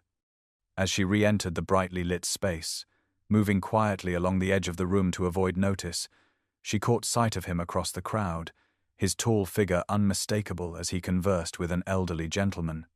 As if sensing her presence, he looked up, their gazes meeting across the sea of dancers. The love she saw in his eyes, unguarded and profound, brought fresh tears to her own. How could she deny them both the chance at happiness? Yet how could she subject him to the scandal that would surely follow such an unsuitable match? The question followed her through the remainder of the evening and into the small hours of the morning, where sleep proved elusive despite her emotional exhaustion. Dawn brought no respite from the emotional turmoil of the previous evening. The sky outside Eliza's window, a leaden grey that matched her spirits perfectly. She had slept little, her mind replaying Alexander's words and her own response in an endless cycle of hope and doubt. Rising earlier than usual, she dressed in a simple morning gown of dove grey, her movements mechanical as her maid arranged her hair in its customary style. The house seemed unusually quiet as she descended to the breakfast room, finding only Rebecca and an elderly cousin of the Duke already at the table. "Good morning, Eliza," Rebecca greeted her, concern evident in her blue eyes. "You look exhausted, sister. Did you not sleep well?" Eliza managed a wan smile as she accepted a cup of tea from a footman.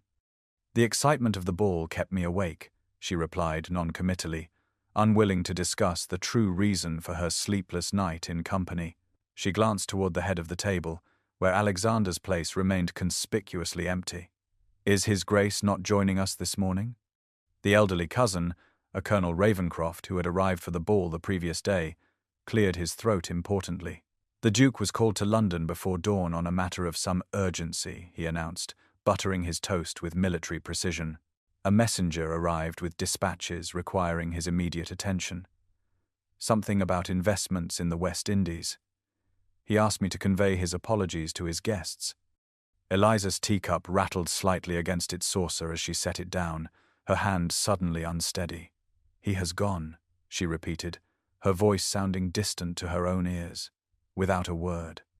The colonel nodded, oblivious to her distress. "Left instructions for his secretary to see to the comfort of his guests, of course. Very considerate, the Duke. Always has been, even as a boy. Might be gone a week or more, from what I gathered. Business can't wait, you know." Eliza sat in stunned silence as breakfast continued around her, the food on her plate untouched, as conversation ebbed and flowed. Alexander had departed without speaking to her, without a private word of farewell or explanation after their emotional encounter in the garden. Had her rejection wounded him so deeply that he could not bear to see her again? Or had he simply recognized the truth in her concerns and decided to end their association cleanly, without prolonging the pain for either of them? Rebecca touched her arm gently. "Are you quite well, Eliza? You have gone quite pale." "I find myself with a slight headache," she replied, rising from the table. "If you'll excuse me, I think I shall rest in my room for a bit." The morning passed in a blur of conflicting emotions as Eliza sat by her window, gazing out at the increasingly dismal weather. Rain began to fall, softly at first, then with increasing intensity, sheets of water obscuring the view of the gardens where she and Alexander had walked so companionably and later shared their most intimate conversation. By mid-afternoon, a footman delivered a letter to her room, the Ravencroft seal imprinted in black wax on the expensive paper. Eliza broke it with trembling fingers, hope flaring briefly in her breast, only to be extinguished as she read the formal note inside. "The Duke of Ravencroft presents his compliments to Miss Thornfield and begs to be excused for his abrupt departure. Urgent business requires his presence in London for an indeterminate period. His secretary will see to the comfort of all guests at Blackwood Manor for as long as they wish to remain." No personal message, no reference to their conversation in the garden, no indication of his feelings beyond the most correct social pleasantries. Eliza pressed the paper to her chest, fighting back tears. She had feared exactly this outcome, that society's expectations would eventually override whatever genuine feeling existed between them.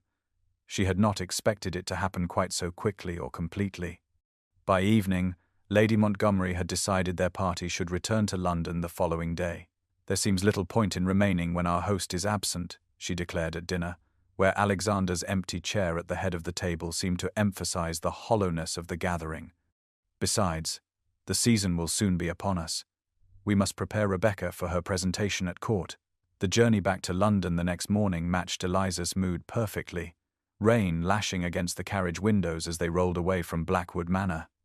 She turned for one last glimpse of the house where, for a brief, magical moment, she had allowed herself to believe in the possibility of happiness.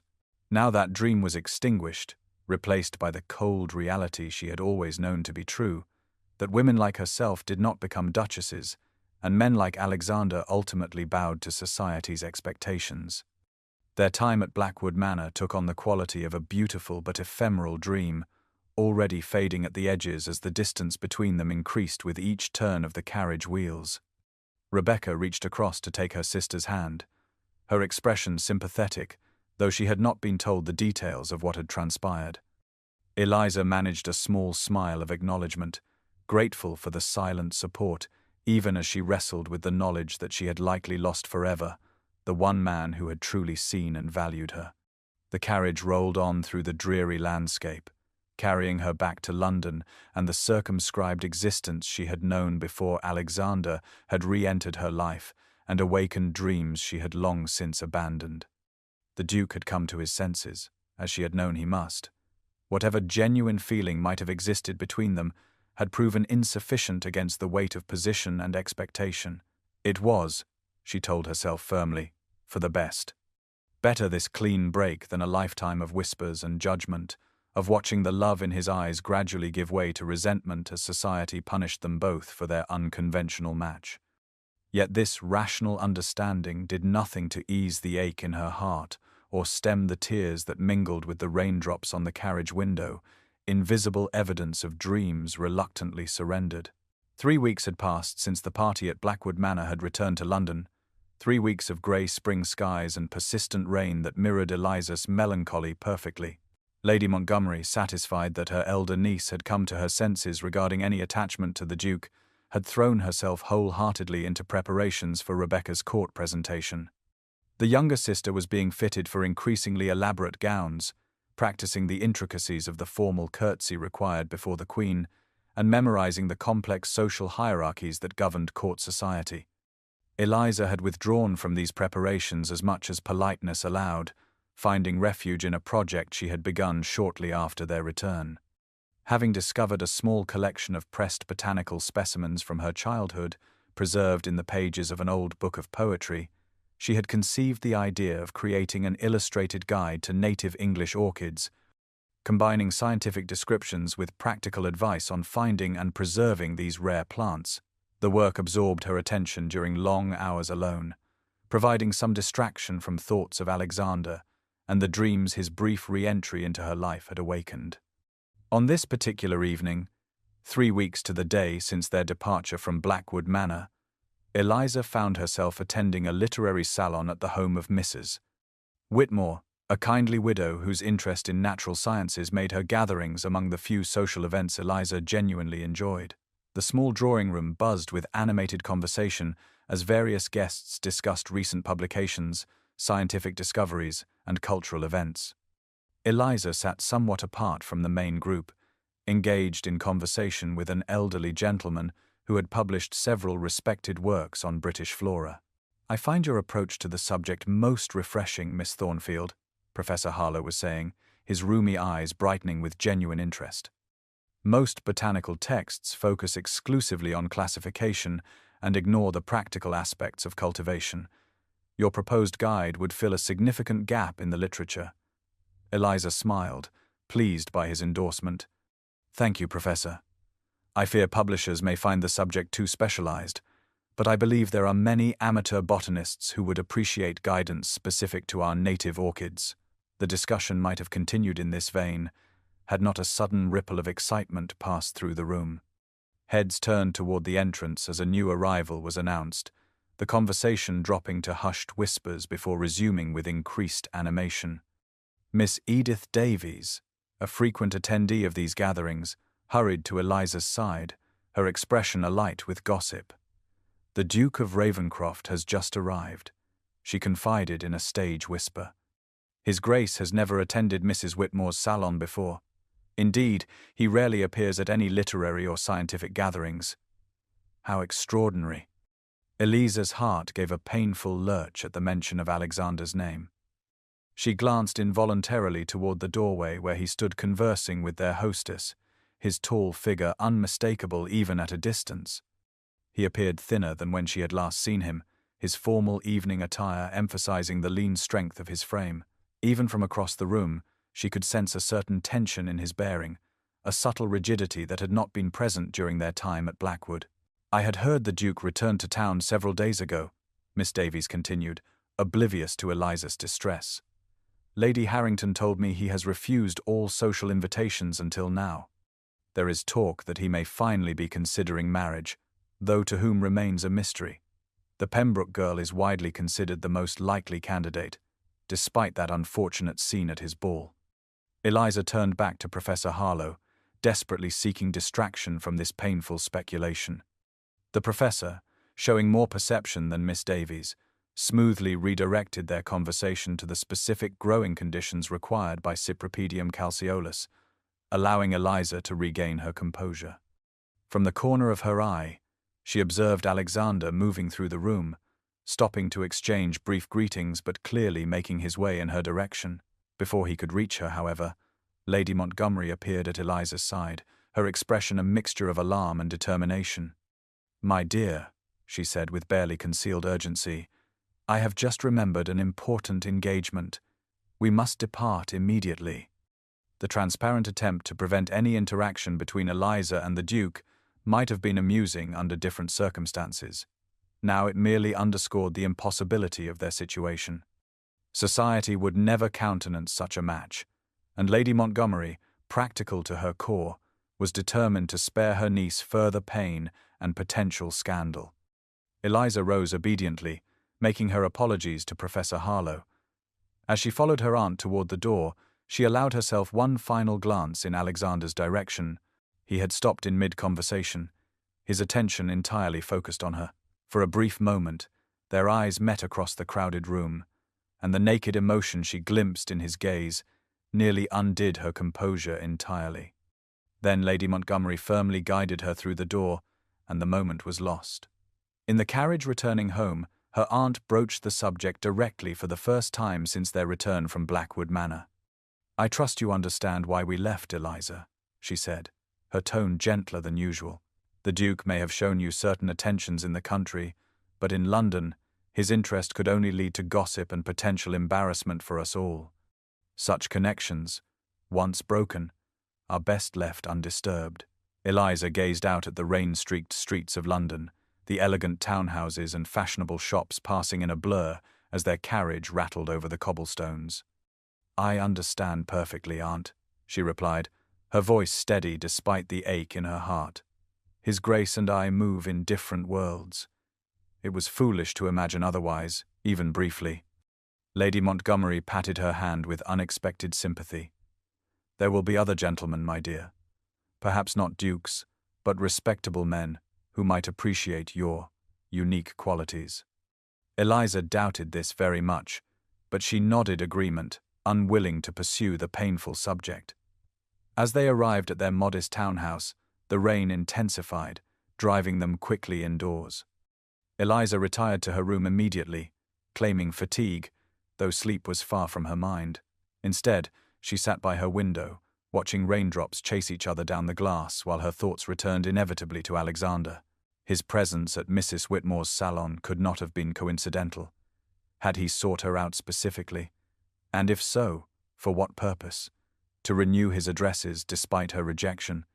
Or perhaps to make a formal, final farewell, closing the chapter between them definitively? Either possibility brought fresh pain, and Eliza turned resolutely to her writing desk, where the half-completed manuscript of her botanical guide awaited. She would focus on this work, on creating something of lasting value from her knowledge and passion.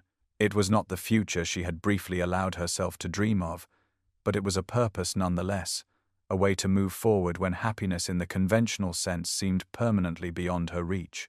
The following evening found Eliza once again at Mrs. Whitmore's literary salon, her presence there something of a surprise even to herself.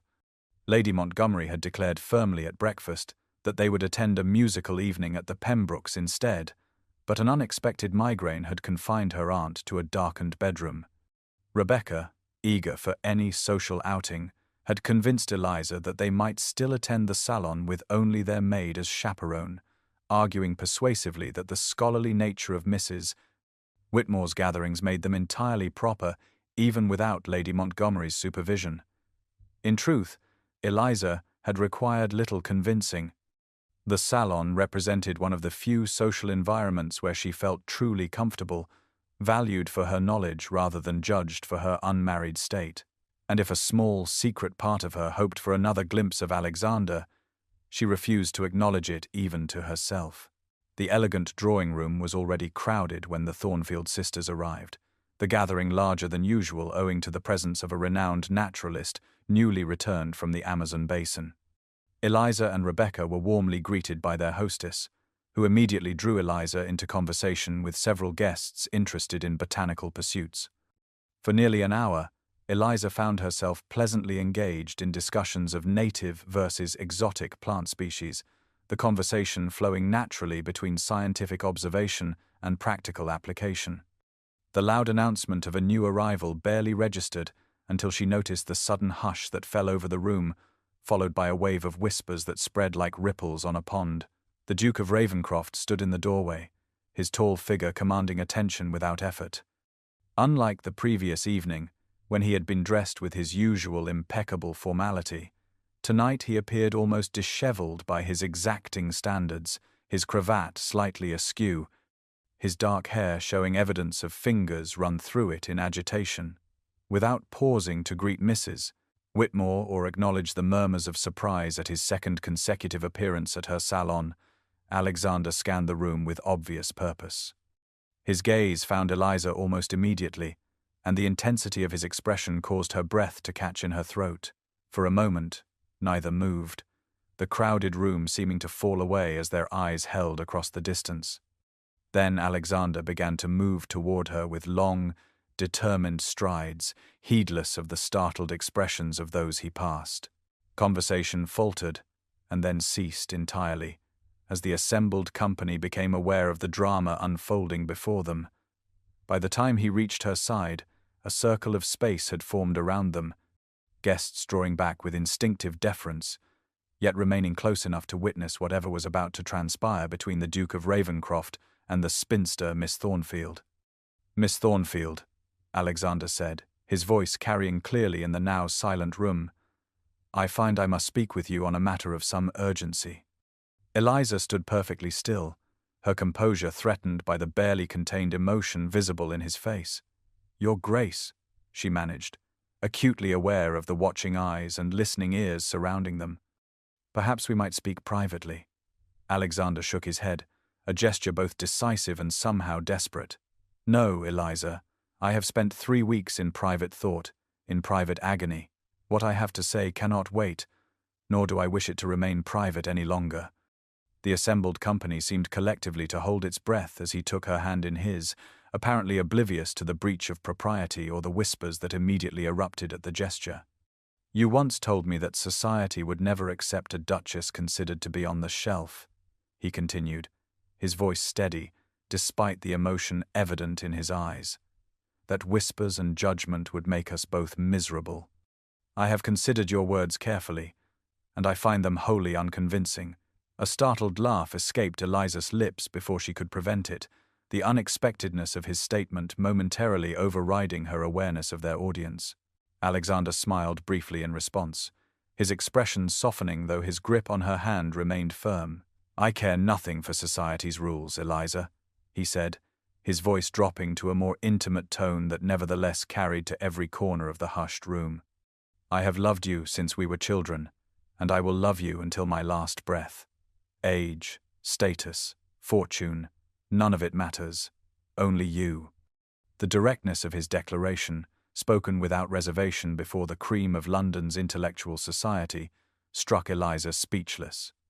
Colour rose to her cheeks as whispers rippled through the room, expressions of shock, disapproval, and in some cases, unexpected delight at witnessing such an extraordinary scene.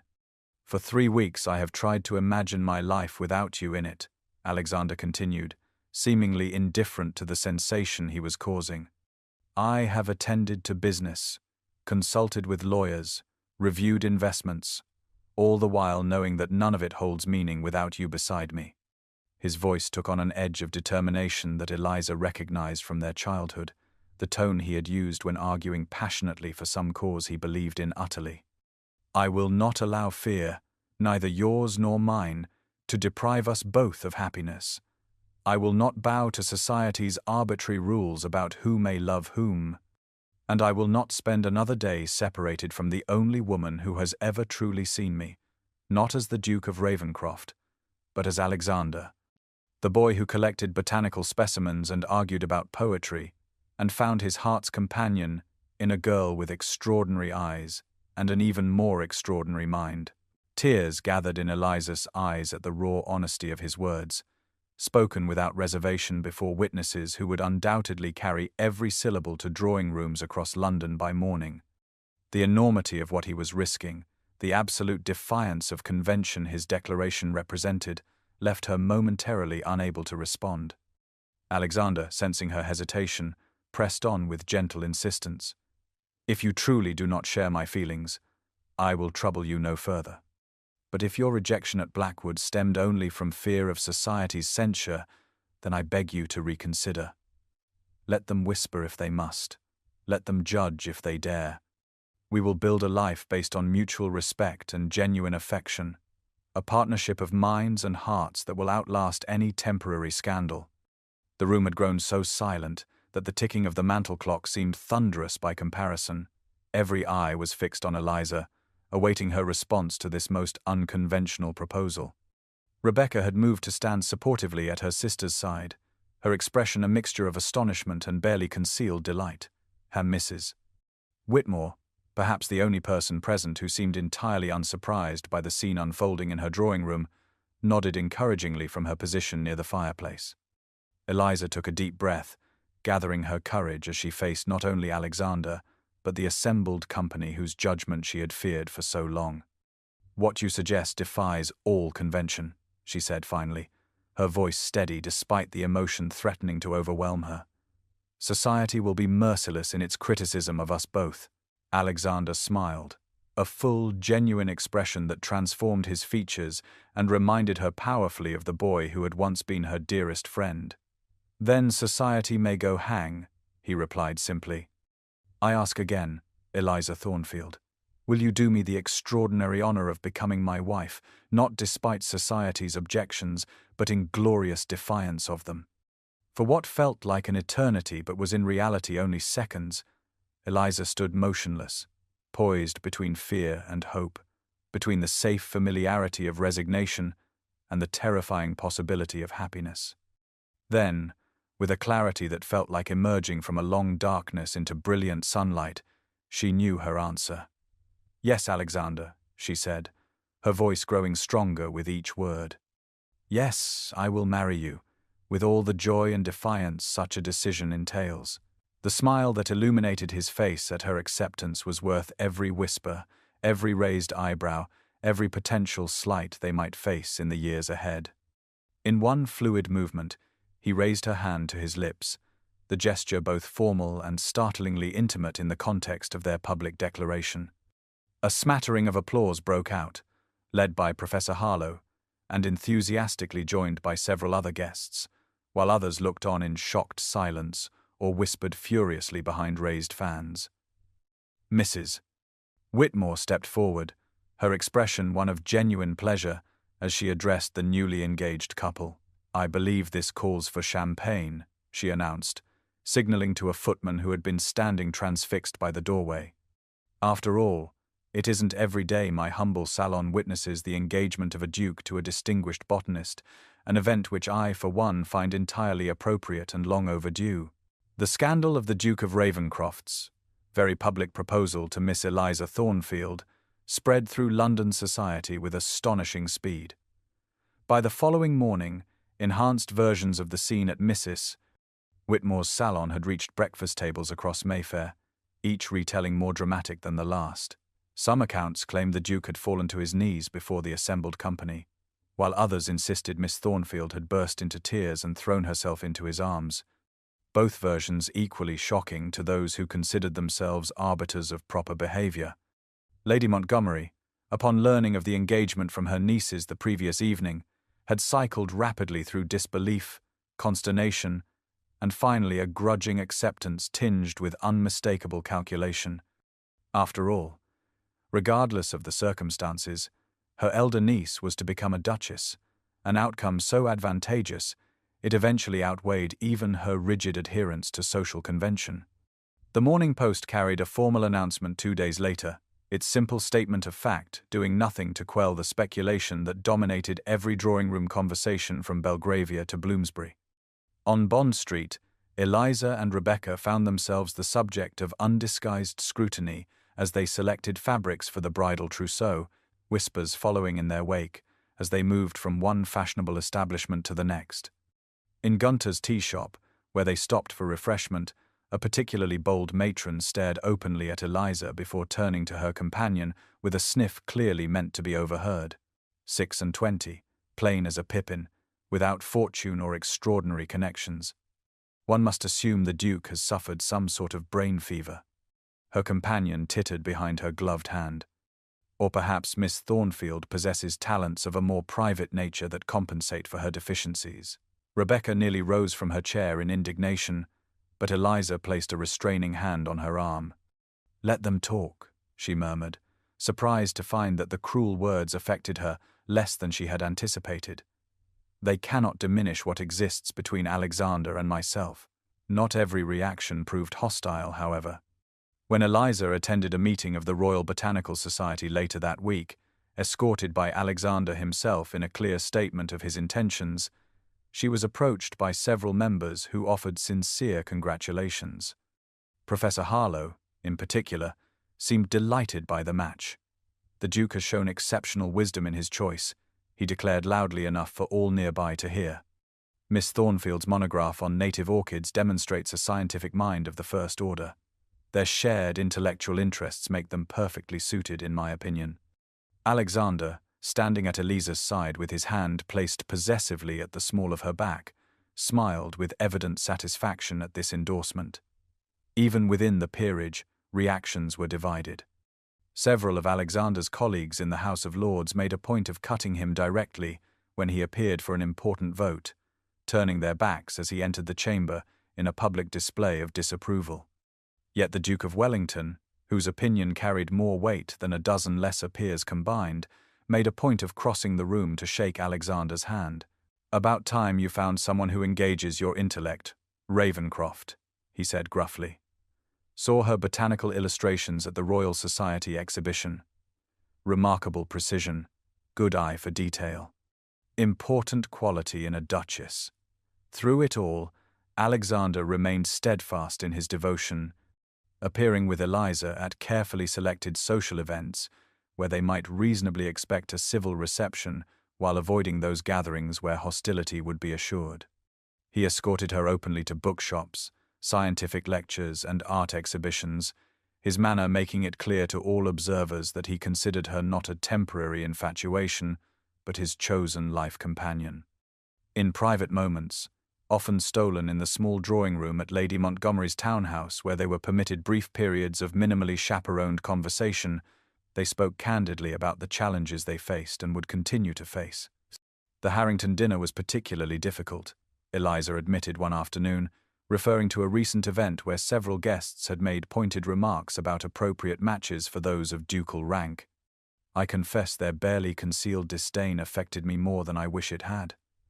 Alexander took her hand, his thumb tracing gentle patterns across her knuckles in a gesture that had become familiar and deeply comforting.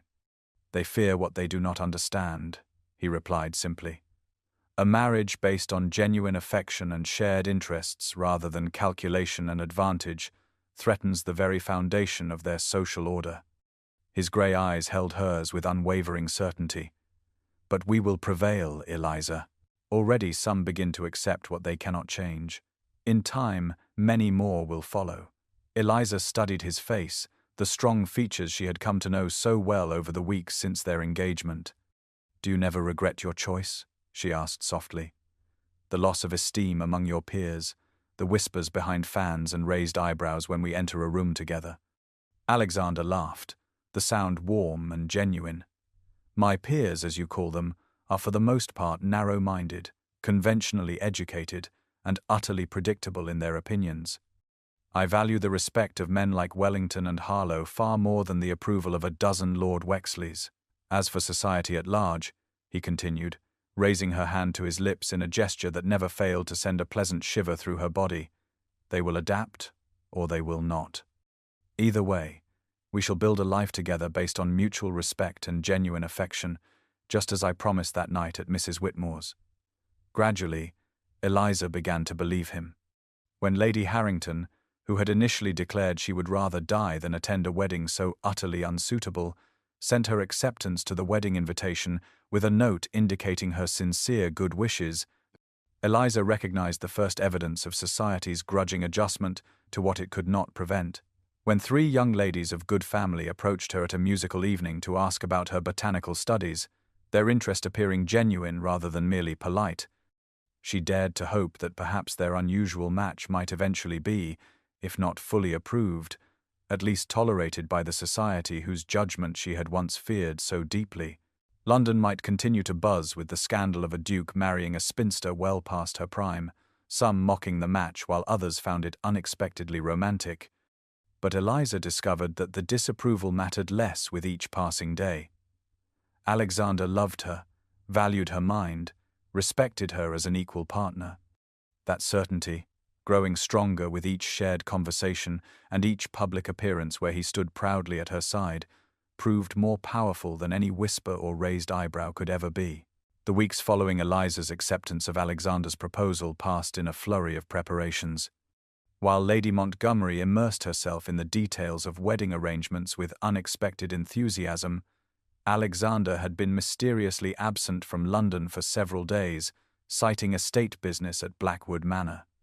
His letters during this separation had been affectionate but strangely evasive, mentioning a special project that required his personal supervision.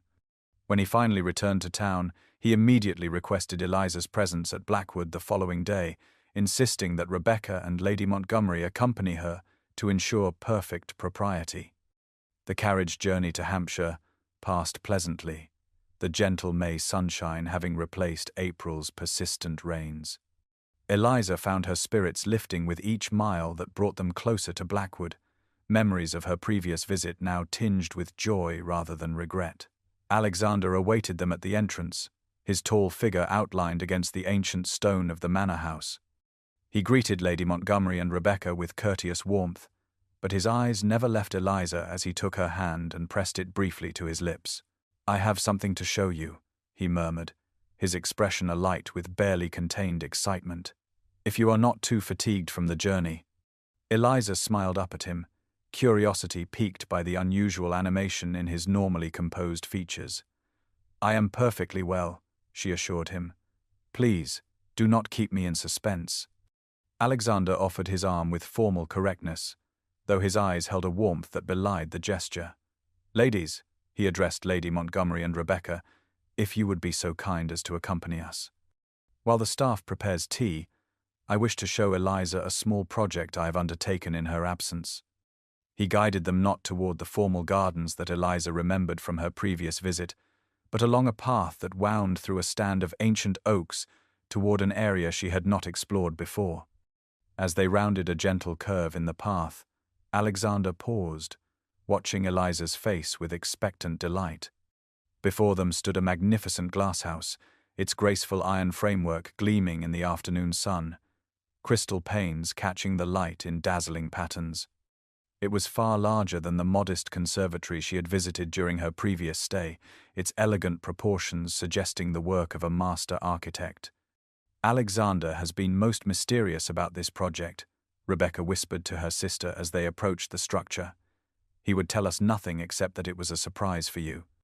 Eliza felt her heartbeat quicken as Alexander led them to the ornately wrought iron doors. With a gesture that combined ceremony with genuine pleasure, he swung them open and stood aside to allow her to enter first. The interior took her breath away.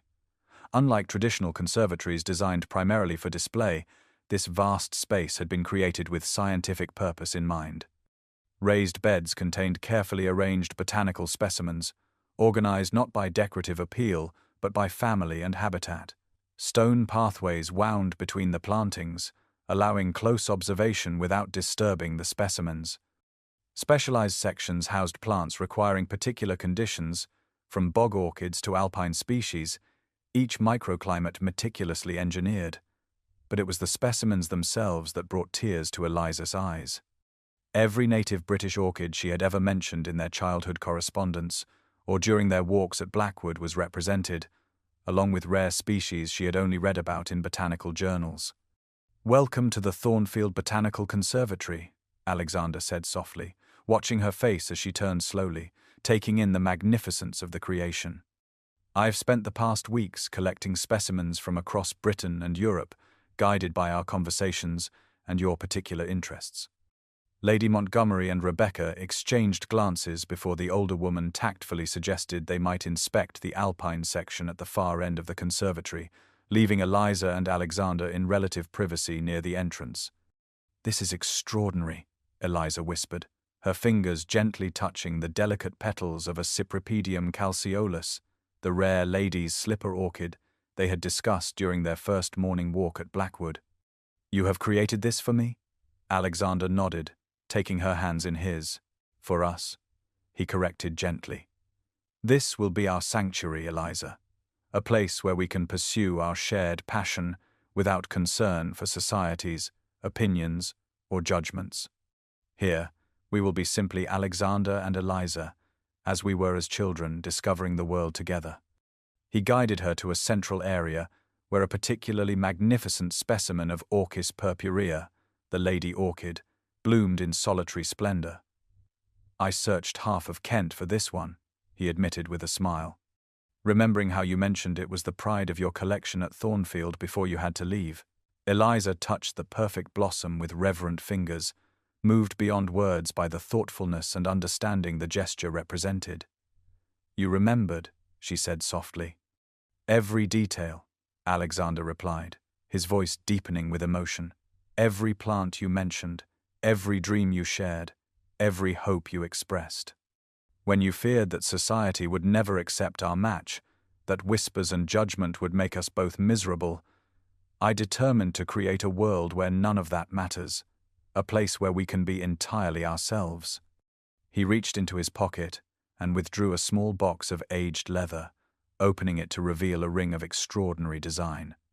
Rather than the traditional diamond solitaire, the central stone was an unusually large emerald, its deep green color reminiscent of the forest depths where native orchids thrived.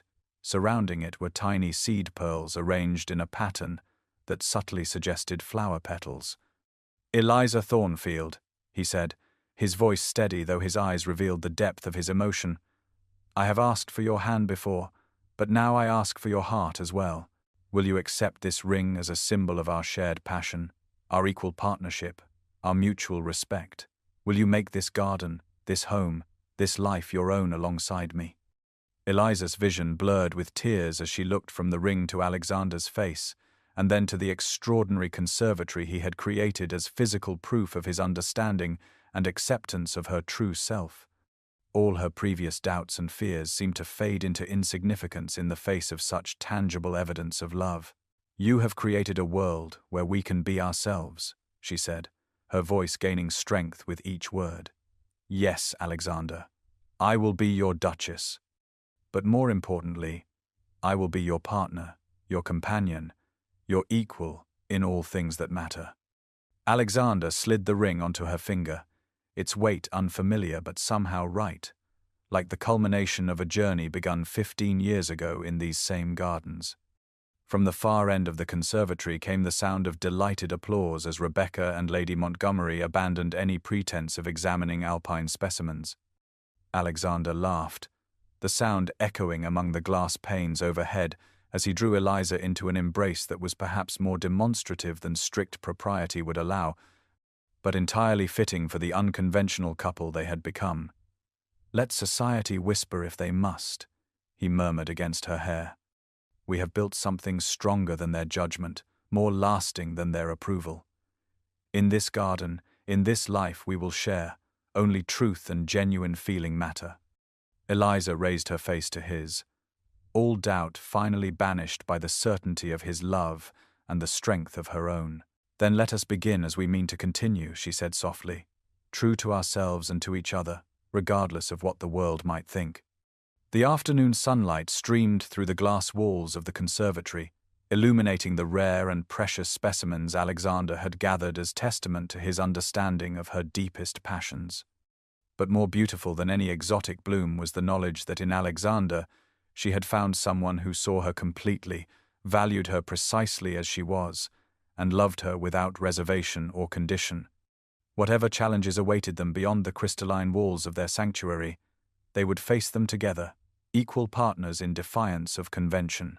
The morning of the wedding dawned clear and bright, as if nature itself approved of the union about to take place.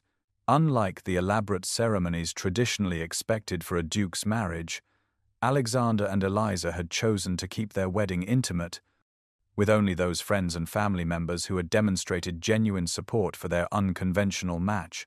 The small chapel at Blackwood Manor, rarely used since Alexander's father's time, had been transformed under Eliza's careful direction. Instead of the traditional floral arrangements, potted specimens of native orchids and rare ferns lined the ancient stone walls, their delicate beauty enhanced by the sunlight streaming through stained glass windows that had witnessed Ravencroft weddings for centuries. The effect was both reverent and deeply personal, a perfect representation of the couple's shared passion. In her chamber in the East Wing, Eliza stood before the mirror as Rebecca and her maid made final adjustments to her wedding gown. Rather than the expected white satin adorned with orange blossoms, she had chosen a dress of pale green silk, its subtle hue reminiscent of new leaves in spring. The bodice and hem were embellished with exquisite embroidery, depicting various botanical specimens significant to her relationship with Alexander, each rendered with scientific accuracy yet arranged with artistic grace. The lady's slipper orchid they had discussed during their first morning walk, the pressed gentian that had fallen from the book in his library, and dozens of other plants that had marked important moments in their journey together, created a living history of their love. Her chestnut hair was arranged simply, adorned only with a coronet of tiny white woodland flowers gathered that morning from the Blackwood estate. The overall effect was unconventional, yet undeniably beautiful, as uniquely Eliza as the man who awaited her at the altar. "Are you nervous?" Rebecca asked, adjusting the delicate veil of antique lace that had belonged to their mother. Eliza smiled, touching the emerald ring that had not left her finger since Alexander had placed it there in the conservatory. "Not about marrying Alexander," she replied thoughtfully. "We have faced society's disapproval and emerged stronger for it. Today merely formalizes what we have already proven to be true, that love based on mutual respect and shared passion can withstand even the most stringent opposition." Lady Montgomery entered the room, resplendent in lavender silk, and clearly determined to present a dignified front despite the modest scale of the proceedings. "The guests are assembled," she announced, her tone suggesting she still found the limited attendance somewhat disappointing. Though the Duke of Wellington's presence certainly lends appropriate gravity to the occasion, the walk to the chapel took them through the gardens where Eliza and Alexander had first reconnected as adults. As they approached the ancient stone building, the soft notes of a string quartet drifted through the open doors. Rebecca squeezed her sister's hand before taking her place as the only bridesmaid, leaving Eliza alone with her uncle, Lord Prescott, who had agreed to give her away in her father's absence. The music changed, signaling their entrance, and Eliza took a deep breath before stepping through the doorway into her future. The chapel's interior glowed with natural light, enhanced by dozens of candles. The assembled guests, though few in number, represented quality rather than quantity, intelligent men and women who had recognized the genuine connection between the bride and groom and chosen to support rather than condemn their match. Professor Harlow beamed from his position in the front pew, while the Duke of Wellington maintained a gruff dignity that could not quite disguise his approval. But it was Alexander, standing tall and proud at the altar, who commanded Eliza's complete attention as she moved slowly down the aisle. His expression as he watched her approach held such naked adoration that she felt tears threatening to spill. This man, this remarkable man who had defied convention and risked censure to claim her as his equal partner, now waited to bind his life to hers before God and these witnesses. When Lord Prescott placed her hand in Alexander's, the warmth of his fingers closing around hers seemed to symbolize everything they had fought for: the right to choose according to their hearts rather than society's dictates. The ceremony itself was traditional in structure, but personalized in content. The vicar, a scholarly man who had known Alexander since childhood, spoke eloquently of partnerships based on mutual respect and shared purpose. The couple had written their own vows, another departure from convention that raised eyebrows among the more traditional guests, but delighted those who understood the significance of the gesture. "I take you, Eliza, as my wife and equal partner," Alexander said, his voice steady and clear. "I promise to value your mind as well as your heart, to support your pursuits as fervently as my own, and to build with you a life where we both may flourish as our true selves." Regardless of what the world might think or say, Eliza's response, equally heartfelt, brought tears to Rebecca's eyes, and a surprising moisture to the Duke of Wellington's as well. "I take you, Alexander, as my husband and truest friend. I promise to stand beside you in all endeavors, to share both burdens and joys with equal commitment, and to love you not for your title or position, but for the man I have known since childhood, whose heart and mind have captured mine completely. When Alexander placed the wedding ring on her finger to join her engagement ring, the two bands seemed to symbolize their journey, the emerald representing their shared passion for knowledge and discovery, the simple gold band, their commitment to a future built on trust and mutual devotion. Their first kiss, as husband and wife, was brief but tender, appropriate to the setting yet charged with promise for the private celebration to follow. The string quartet struck up a triumphant melody as they turned to face their guests. No longer Miss Thornfield and the Duke of Ravenscroft, but Alexander and Eliza, husband and wife, partners in defiance of convention and creators of their own traditions.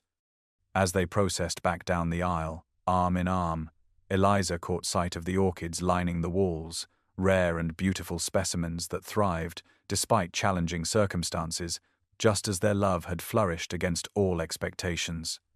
In that moment, surrounded by the beauty they had created together and supported by those who truly saw and valued them, Eliza knew with absolute certainty that they had chosen correctly, risking temporary scandal for the chance at lasting happiness. 2 years after their wedding, Blackwood Manor hummed with activity as final preparations were completed for the botanical exhibition scheduled to open the following day. The Thornfield Botanical Conservatory, once Alexander's private gift to his bride, had expanded to become a center for scientific study that attracted naturalists from across Europe. Eliza moved through the main gallery, where display cases housed rare specimens and detailed illustrations, her practiced eye noting details that required adjustment, her hand occasionally resting on the gentle swell of her abdomen, where their first child grew. Her pregnancy, now in its 5th month, had brought a new glow to her features and a deeper contentment to her already happy marriage. The publication of Thornfield and Ravenscroft's Guide to Native British Orchids, 6 months earlier, had established the couple as serious contributors to botanical science rather than mere enthusiasts.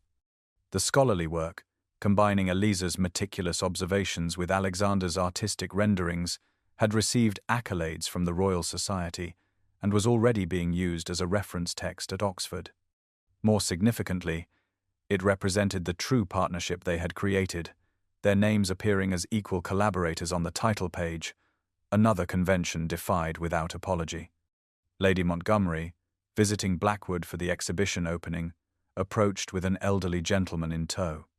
"Eliza, my dear," she said with the proprietary air she had adopted since her niece's elevation to Duchess, "Professor Collins is most eager to discuss your monograph on propagation techniques. He finds your methods quite revolutionary." Eliza greeted the professor warmly, engaging him in conversation about the specific challenges of cultivating ladies' slipper orchids from seed. As they spoke, she noticed Lady Pembroke enter the gallery with several other members of the ton, whose initial disdain for the match had gradually transformed into reluctant curiosity and finally genuine interest as the Duke and Duchess of Ravenscroft's scientific achievements gained recognition. Lady Pembroke herself, once the most vocal critic of their marriage, now made a point of claiming prior acquaintance with the Duchess at every opportunity, conveniently forgetting her cruel remarks at the Blackwood ball. Alexander appeared at Eliza's side, smoothly joining the botanical discussion while placing a supportive hand at the small of her back. A habitual gesture of affection he had never abandoned, despite its impropriety in formal settings. His presence still affected her as powerfully as it had during their first reunion at Blackwood, though the initial intensity had mellowed into a deeper, more comfortable intimacy. When the last guests had been shown to their rooms and preparations for the exhibition completed to their satisfaction, Eliza and Alexander escaped to their private garden, a secluded space accessible only from their personal chambers. The setting sun painted the western sky in shades of gold and crimson, casting long shadows across the carefully tended beds where experimental crossbreeding of native orchids was producing remarkable results. They walked in companionable silence for a time, hands linked in the easy familiarity of a marriage built on genuine affection and mutual respect. "Society has certainly changed its tune," Eliza observed as they paused beside a reflecting pool where water lilies floated on the still surface. Lady Pembroke could scarcely have been more effusive in her praise of our work, considering she once referred to me as desperate and past my prime. Alexander laughed, the sound still possessing the power to warm her heart after 2 years of marriage. "The ton always follows success," he replied, drawing her closer to his side. "Had we failed, had our marriage proved unhappy, or our work insignificant, they would still whisper behind their fans. But no one can deny that we have built something meaningful together, something neither of us could have achieved alone." Eliza smiled, leaning into his embrace as the sun dipped below the horizon, leaving the garden in the gentle blue light of early evening. The child within her stirred, and she guided Alexander's hand to rest against the spot where their baby had kicked. His expression as he felt the movement was one of wonder and profound love. "2 years ago, I defied convention to marry a woman society deemed unsuitable," he murmured, his lips close to her ear. "Today, we stand respected for our work, secure in our happiness, and awaiting the arrival of our child. I believe we have thoroughly disproved Lady Pembroke's assessment of our prospects." "Indeed," Eliza agreed, turning within the circle of his arms to face him fully. "Though I sometimes wonder what might have happened had I not hidden behind those curtains during your meeting with the aristocrats. Had I never overheard your confession that there was only one woman you had ever considered as your duchess." Alexander smiled, the expression transforming his handsome features in the gathering twilight. "I would have found another way to tell you," he assured her. "Some truths cannot remain unspoken, no matter how many social conventions stand in their way." He placed his hand gently against her rounded belly, his eyes reflecting both tenderness for the child growing within and enduring love for the woman who carried it. "You were always worth waiting for, Eliza," he whispered. "The fortune of finding you again after 15 years, of building this life, this work, this family together, far outweighs any temporary scandal or social disapproval." As stars began to appear in the darkening sky above them, Eliza and Alexander returned slowly to the house where guests awaited and responsibilities called. Yet in that private garden, as in their hearts, they had created a world where true connection flourished regardless of society's expectations or judgments, where love based on mutual respect and shared passion had proven stronger than convention, and where two people who had once been unlikely friends as children had become even more unlikely partners as adults, defying prediction and creating their own definition of happiness. Dear listener, as the final notes of our story fade away, perhaps you find yourself lingering in the warmth of Eliza and Alexander's journey. Their tale reminds us that society's judgments, though powerful, need not determine our path or define our worth. In a world that often values appearance over substance and convention over connection, Eliza and Alexander chose to see beyond these limitations. They recognized in each other something far more precious than social approval, a genuine understanding of the other's true self. Like Eliza, you may have felt the sting of being overlooked or undervalued for qualities that society does not readily celebrate. Perhaps you've hidden parts of yourself that didn't fit neatly into others' expectations.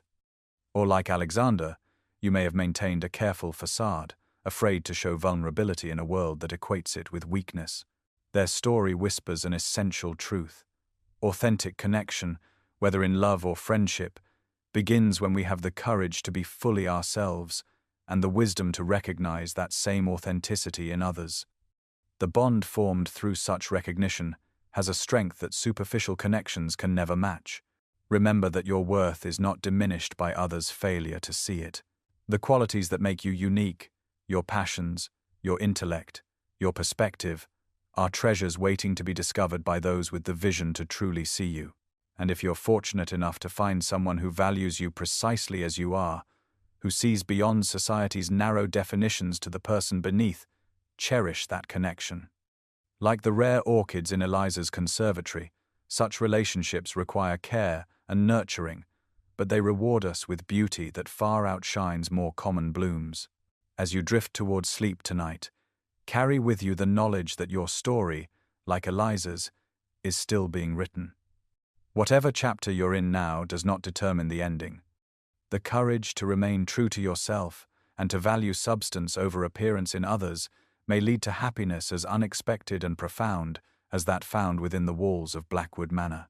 Rest well, dear listener, and may you find both the courage to be seen and the wisdom to truly see others.